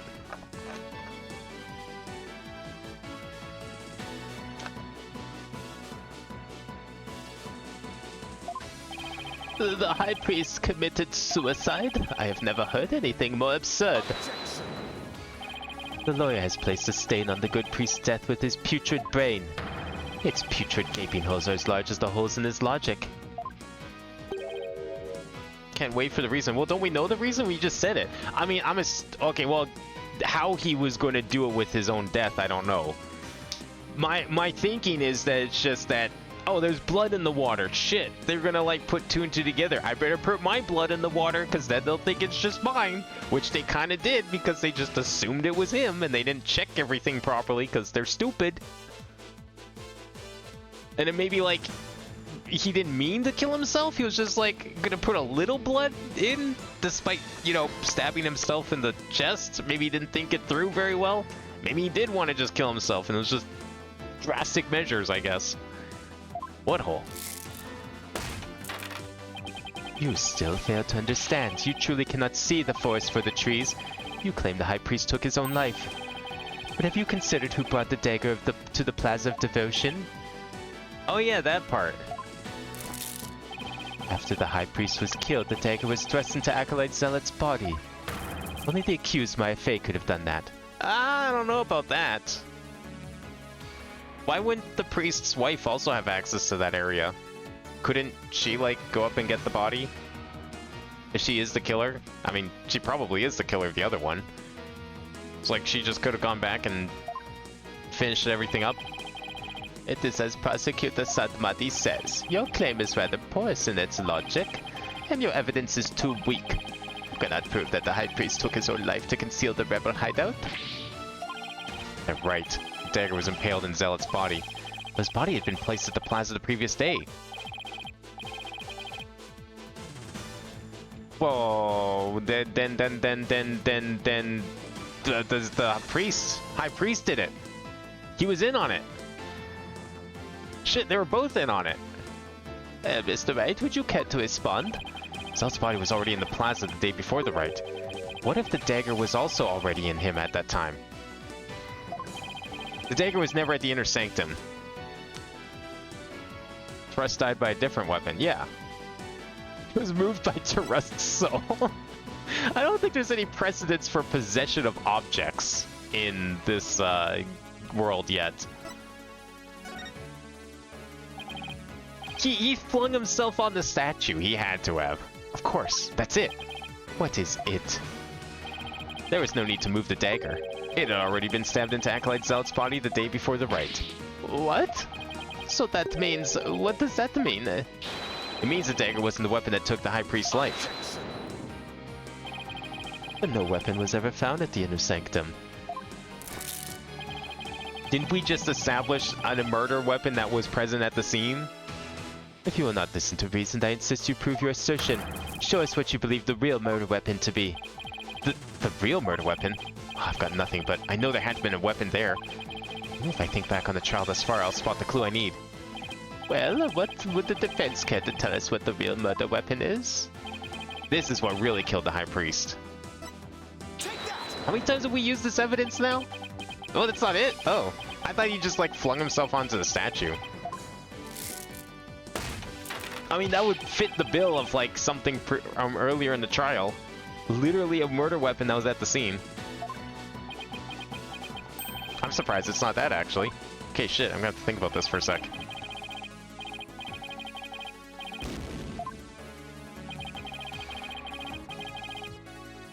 I didn't pick the statue? Oh, right. I mean, yeah, it's in the picture, but you're right. There's actual...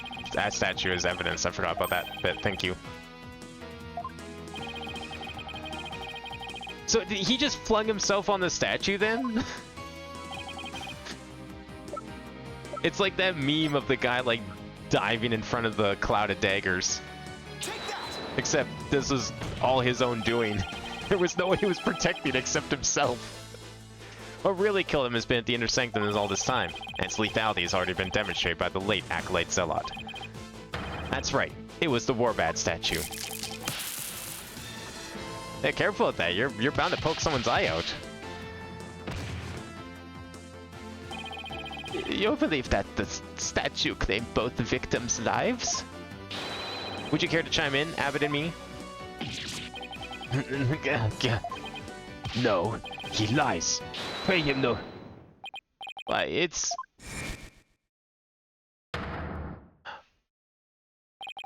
Lady and me.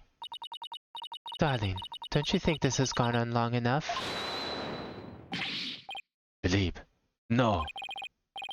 Your Majesty, my wife knows nothing. Please, Abbot and me, let me your wife speak. Now, Lady and me, please continue if you would. It's that time again. And what time would that be? 2:30 in the afternoon, the time my husband conducts his daily prayers. And the time Pere was slain.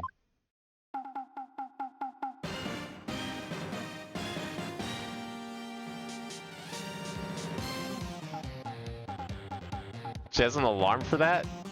Oh, because it's the alarm for the prayers. That sound, it's the Steel Samurai alarm. I too like to pray at the same time as my dear husband, so I set an alarm to remind me each day. I had no idea it would come to this.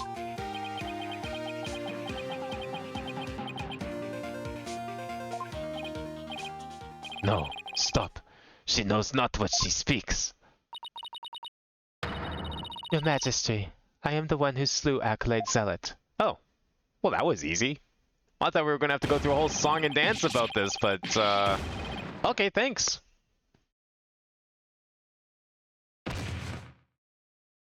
At least she feels guilty of her crime, I guess. Abbot and me. Bailiff, summon a physician at once. The man's already dead. What's that gonna do? Wait, who fell here? Was it Abbott? Was it Yabe?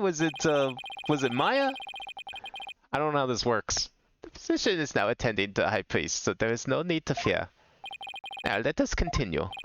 And what about the half-human called Maya that's still among the living? Mrs. Amy, will you tell us everything you know? The truth is, I am a rebel just like my husband. Yeah, I kind of figured that had to be the case. Like, why else would she have known about the hideout? If there was no way she could have been the killer, then it's the only other explanation. Like the, whatever, the hunter. This tragedy unfolded before the rite during the Feast of Blessings. I had gone to the rebel hideout to prepare it for Dats's escape. And that's when Acolyte Zealot suddenly appeared. Yes. Ray was shocked when he saw me there. Okay, that definitely explains everything. Acolyte Zealot did not know you were a rebel? I do not believe he did. I believe he was there simply to investigate the hideout. And then he suddenly came face to face with Mrs. and me. So the true identity of the rebel hunting Lady Kira was Prey Zealot? Yes. He was a member of the secret police, serving directly under the Minister of Justice. Secret police? And this is what he said to me. I can kill rebels with impunity. The Justice Minister has my back. He was using his position within the secret police to deal us rebels a heavy blow. But murder sanctioned by the clan is still murder. Without the DC Act, Dirk and his insurgent scum buddies' days are numbered. Well, what's that supposed to mean? Let's just say, I got a little trick up my sleeve. I'd watch it if I were you. 'Cause you got a defiant attitude. Like one of them dragon dupes. Trick of Mr. Enigma's sleeve was Lady Kira. No, this cannot be. My father would never. Oh, your father definitely would. You clearly know shit about your family. This must be a bolt out of the blue for Raifa. This explains why Acolyte Zealot abandoned his real name. Yes. He even went as far as to covering up the tattoo that all Killinist clergy members receive. Lady Kira is a member of the secret police? That explains why no order was given to investigate her attacks. I guess I'm not alone in hearing this for the first time. But, this cannot be.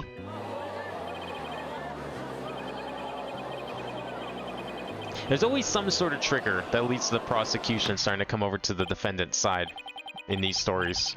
I guess this must have been it for him. Peace. Now, Lady and me, please continue. Prey suddenly lunged at me. That's when I pushed the stone slab toward him with all of my might. But I never meant for what happened next to occur. You pushed a giant rock on him, even if that statue wasn't there. I think that was pretty deliberate. Allow me to take it from here.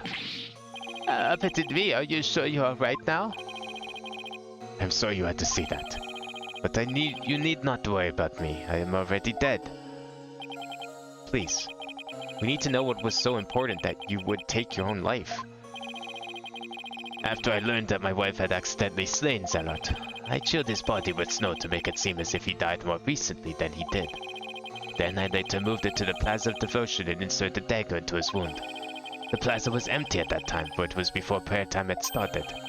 Finally, I'd placed his body in the prayer pose, knowing that no one would notice anything was wrong until the rite had concluded.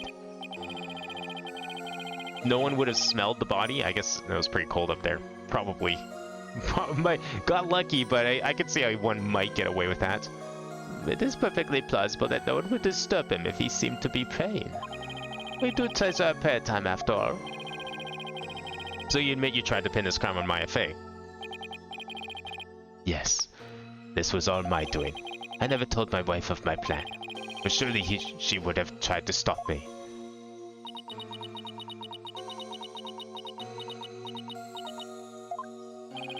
How did you get Miss Faye's fingerprints on the dagger?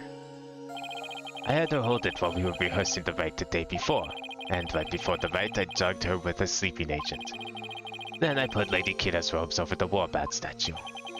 That means Maya was probably already groggy by the time the rite started. Finally, I ended my own life. to ensure that the crime would appear to have been by Acolyte Faye's own hand. See, that's the thing. It's like, I don't know if you could claim self-defense in that scenario. Like, let's assume that the statue wasn't there, and the rock was the only thing that injured him.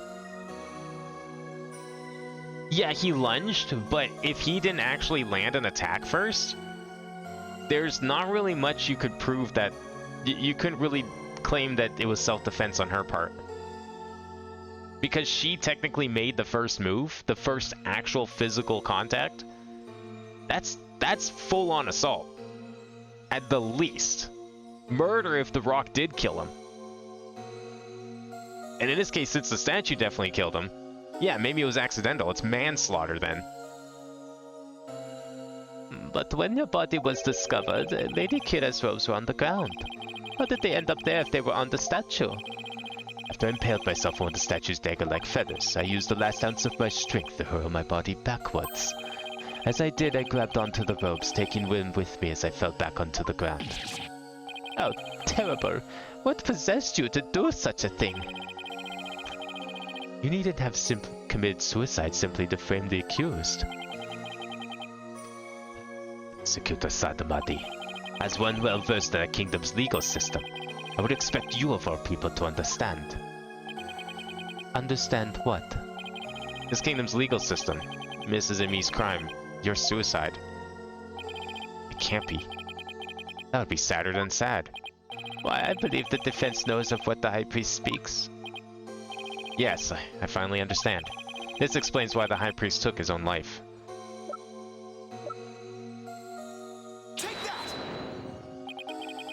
The Defense Culpability Act. Circumstantial evidence supports Mrs. Emi's killing of Acolyte Zealot in self-defense.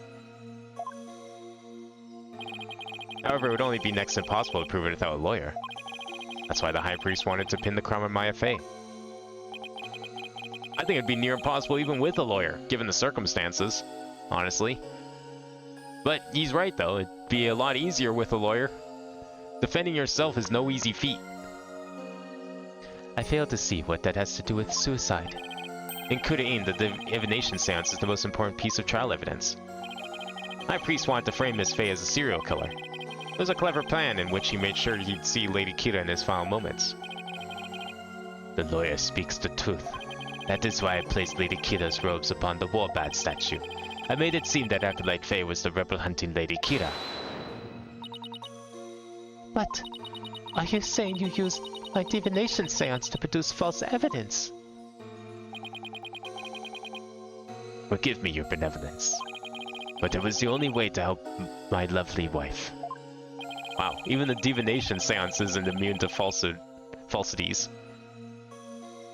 If you had approached me first, I could have proven that the murder was in self-defense. Perhaps, but I had little faith in lawyers despite being a rebel. How utterly foolish to cast away one's life for such a reason. There must have been other ways to cover up the crime. Yet I had done so. My wife would rush to my defense. And when the case brought to court, she would suffer the same fate as I under the Defense Culpability Act. I could not have lived with myself had she been convicted because of that fiendish man. But this cannot be. All I have done under the laws of our kingdom, it has all been... Poor Rafa. She's really taking this hard. I can't say I'm surprised.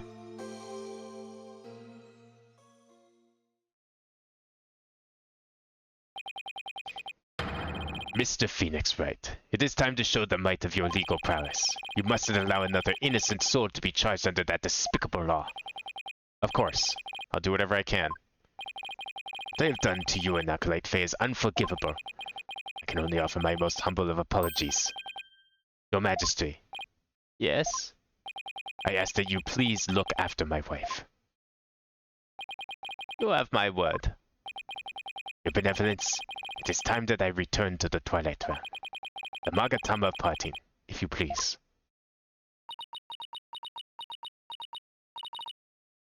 Very well. Your benevolence, please allow me the honor. Yes, it would be more fitting for you to send him on his way. This isn't me. Darling, I'm so glad I was able to see you one last time. Thank you for everything. I'm sorry to leave you like this, my love.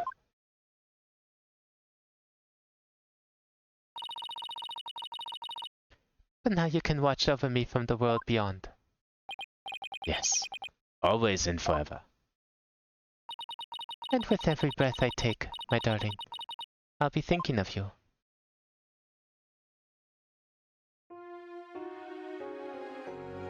Oh, actual cutscene? Damn.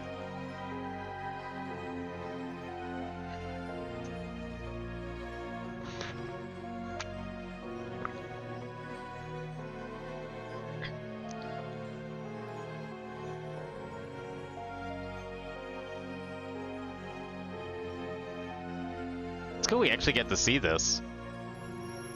Or both sides of it.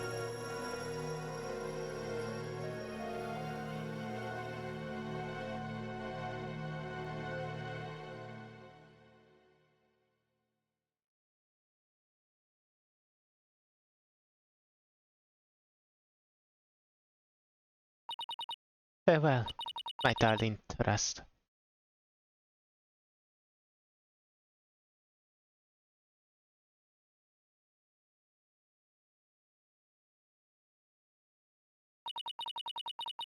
The High Priest has returned to the Twilight Realm.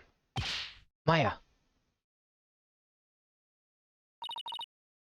I feel great. I guess that means he didn't leave any regrets behind. Oh, but what about the trial, Nick? It's over. It was a sad reality born of love and a great tragedy born of the Defense Culpability Act. I see no need to continue this trial. Does the prosecution have anything to say? Mr. Phoenix Wright, I owe a debt to you, one that I will pay back in court someday. Now, to deliver today's verdict and overturn that of yesterday's trial, with respect to all current and previous charges against them, I hereby declare the accused Maya Fey and her defense, Phoenix Wright.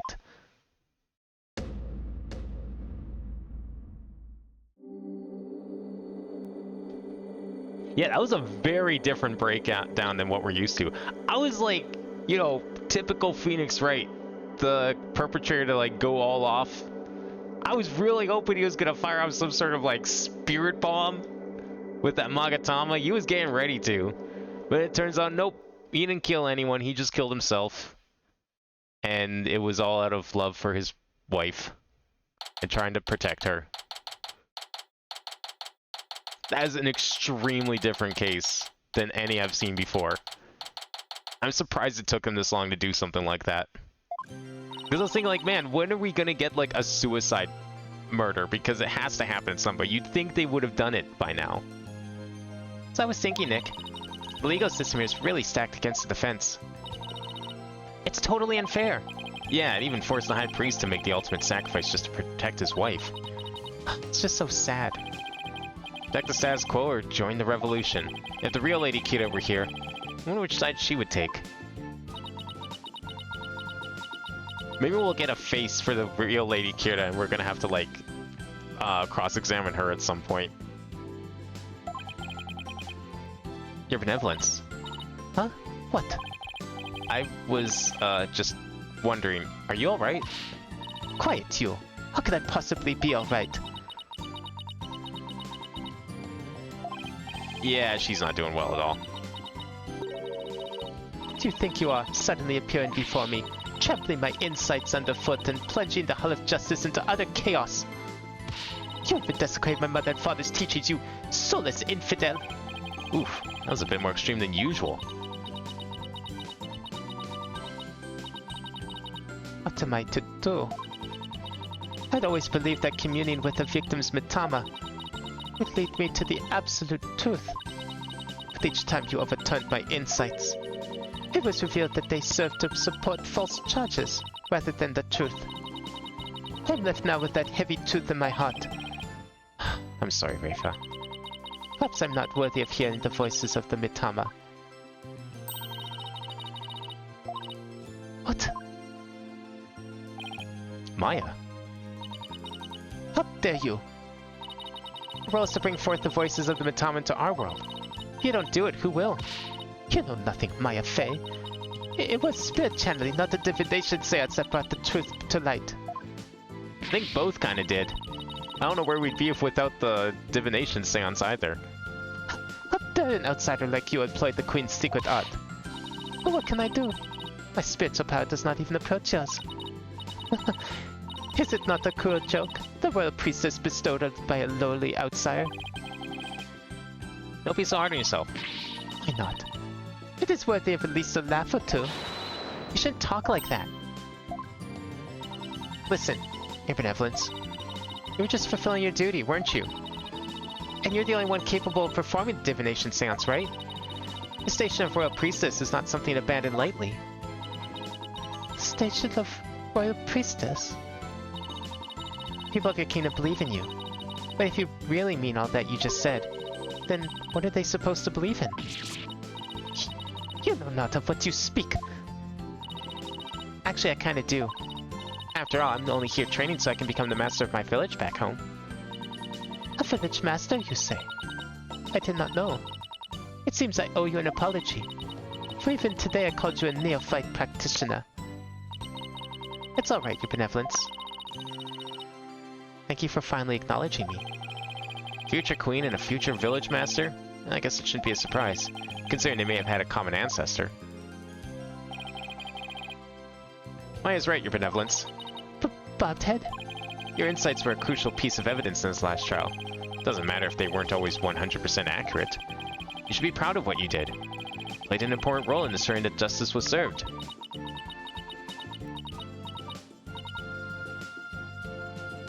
It's May 12th when Maya gets off. We should note what date is next time we speak with Nick.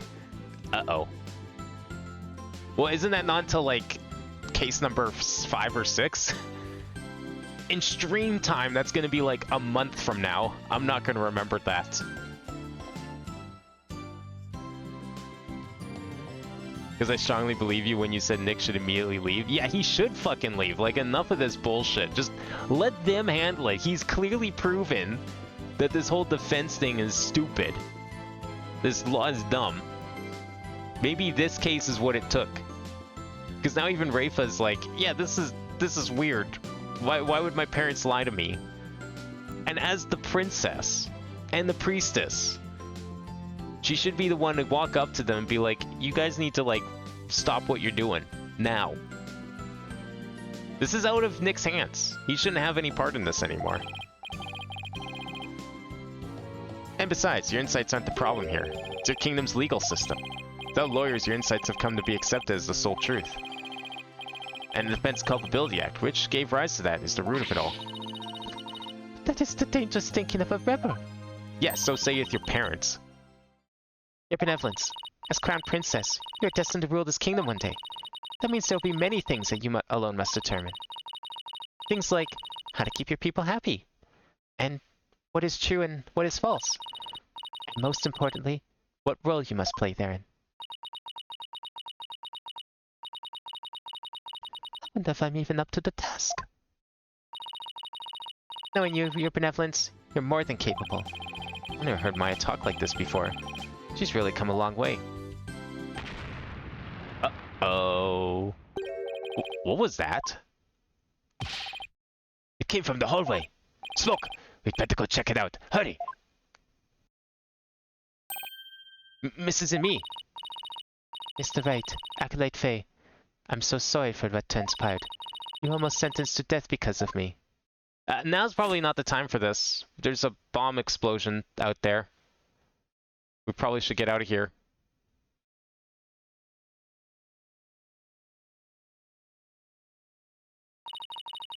I will make amends by picking up where my husband left off. I will see the revolution through, so nothing like this can ever happen again. But that is the depth of my love for my dearly departed husband. Lady and me, we gotta hurry. A voice. Is that Mr. Arabal? I must tell the people. They must learn that the peace we enjoy is a false one. One built on the backs of innocents charged with false crimes under that odious DC Act. We have it in our power to forge a society in which the law judges all of us fairly. Hey there, PW. Wish I had more time to talk, but, Dirk, everything's ready. It's go time. Dirk. There he is.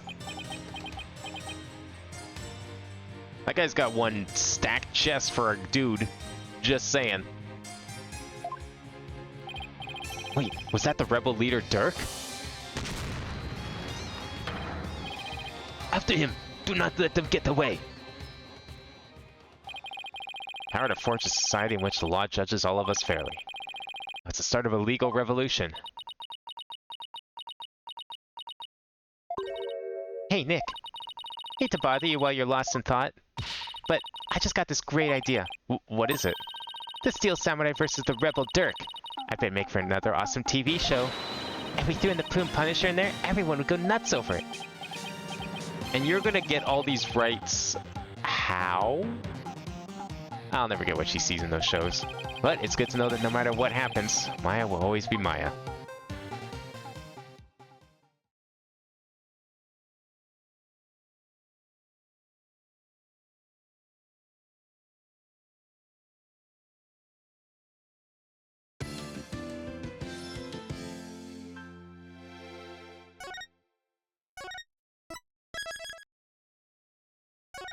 Well, I guess they're not leaving quite yet. I mean, from what I understand, we're gonna get the next trial. Our next case is Apollo, and then one more after that. That's gonna be Phoenix, and I would assume that Phoenix is still here for that. But I mean, that's a ballsy move. You should just get out of Dodge while he can. I mean, clearly they're already making moves on their own. They don't need his help anymore. He's just gonna get in the way. Or maybe I'm right. Maybe he does go back home, and maybe they do the final case all together back in good old US of A. Not sure how this is going to go down yet. And then we still have that bonus case as well after that. We've got a lot of this game left to go. But yeah, I'm gonna probably try and do at least one more case before October. So we'll see if we should be able to finish case 4, I think, before then. Yeah, and case 5 is like apparently 2 separate trials, kind of like Apollo Justice's final case.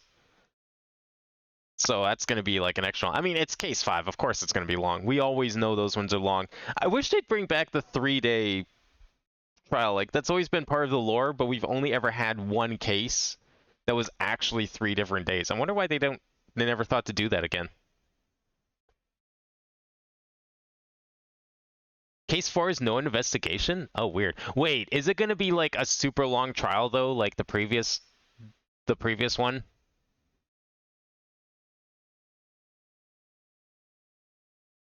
Didn't Game 3 have a case like that where it was no investigation because it was just all flashback? Or am I wrong? Wasn't that like the one where you play as Mia during her first case? I thought that was also no, that was the tutorial. But there was another one that was a flashback too. Did that one have an investigation or not? I can't remember. That sounds similar to something in Game 3 anyways. That's weird that there's no trial though. It's not something you see often. Yeah, I mean, we did get a trial break in the previous case, in case 2. But that still was like the longest 1-day case I've ever seen in my life. And we still had to like pause it. Either way, that's fine. 1 or 2 streams, it sounds like if there's no investigation portion, then that's easily 1 or 2 streams at most. So yeah, we should be fine to at least do one more. But I'm not going to start case 5 until after October. Because what will happen is like, we'll do case 5 or we'll like start it. And then it'll be like stopped midway for like a month. And that's not worth it. So I want to do at least one more case before then. And then we'll only have, what, 5, 6? Yeah, we'll only have 3 cases to go after that until we're done the game. Well, technically 4, but I'm going to count it as 3 until we're finished Spirit of Justice. You had investigation before the trial in case 2. Yeah, that's true. We did have the investigation there. But still, that 1-day case was very long. It felt extra long. Maybe it was just me. But something about it maybe it was because it wasn't split up into 2, and that's why it felt long. Because it was like a 2-day case stuffed into 1 day. So it was the illusion of length. That's probably why. Well, either way, We will still be playing. We got at least one more case this month that we'll get through. Turnabout Storyteller apparently doesn't have a trial. As we can see here, and actually it says right there, trial day 1. No investigation. We're starting in court, and we're apparently going to end in court on this one. Yeah. Oh, is this the Clussy trial? Is this the clown trial everyone's been waiting for? Oh, okay, good. Maybe clowns can finally get a redemption arc in this series. Because the last time we saw clowns, that was the worst trial we've ever done. And I will stand by that forever. So maybe this one will finally be the redemption of clowns. There was clowns in the Edgeworth game too, if I remember correctly. Well, we saw parts of the circus, but that was different. That doesn't count. We didn't actually see any clowns per se. We just saw members of the circus, and there was no trial. Edgeworth doesn't technically do trials in those games. So that doesn't count in my book. But this is an actual trial, apparently featuring an actual clown. I might have seen pictures of this clown before, but I won't know for sure until I actually see the clown. If I have seen pictures of this clown, it's like literal screenshots of this clown, zero context, no idea what case it's from or anything like that. So, in fact, probably, if anything, if I've seen this clown before, I probably assumed it was from Dual Destinies, because I knew that Spirit of Justice does not take place in the usual courtroom. I didn't know that this game alternated between the two. So, I probably just assumed it was in Game 5 and not Game 6, even.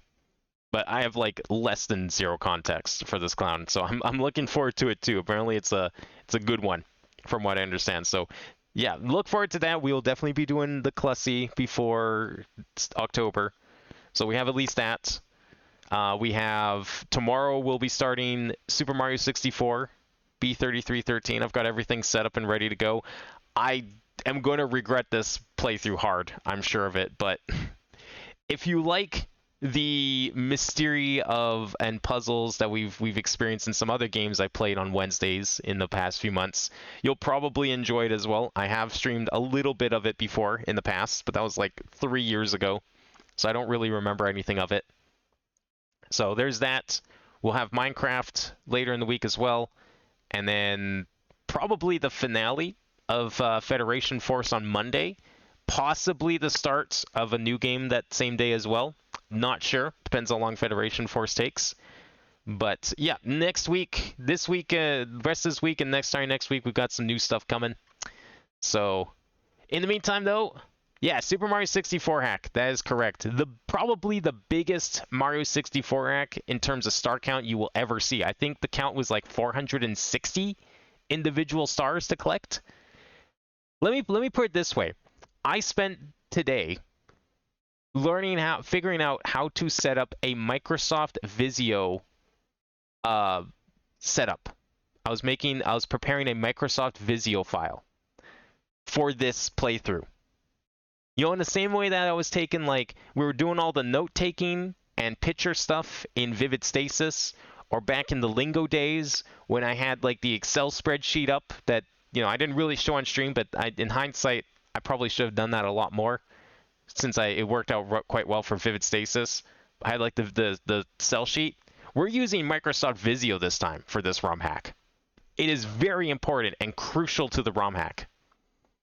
So yeah, stay tuned for that. It is a very important tool. So important, I made a special button on my Stream Deck specifically to turn it on, because it's going to be as integral as Paint.net was, and the browser was to Vivid Stasis, the spreadsheet for note tracking and Lingo. It's going to be like that. Not as puzzle heavy, but it's still going to be integral for note taking. It's going to be one of those kinds of things. That seems to be the theme of Wednesdays this year, is just lots of puzzle and note taking heavy games. I'm enjoying them though. I'm excited to play this ROM hack. It's going to be a big one though. I don't know how long this is going to take. It's going to be probably one of the longest playthroughs I've done outside of like Evergreen series I've done in the past, but it's definitely going to be up there. I can see it's taking a while. But anyways, we'll check that out tomorrow. Minecraft, Metroid, final case of the month next Tuesday. So thank you all for watching tonight. Hope everyone enjoyed, and I will see you next time.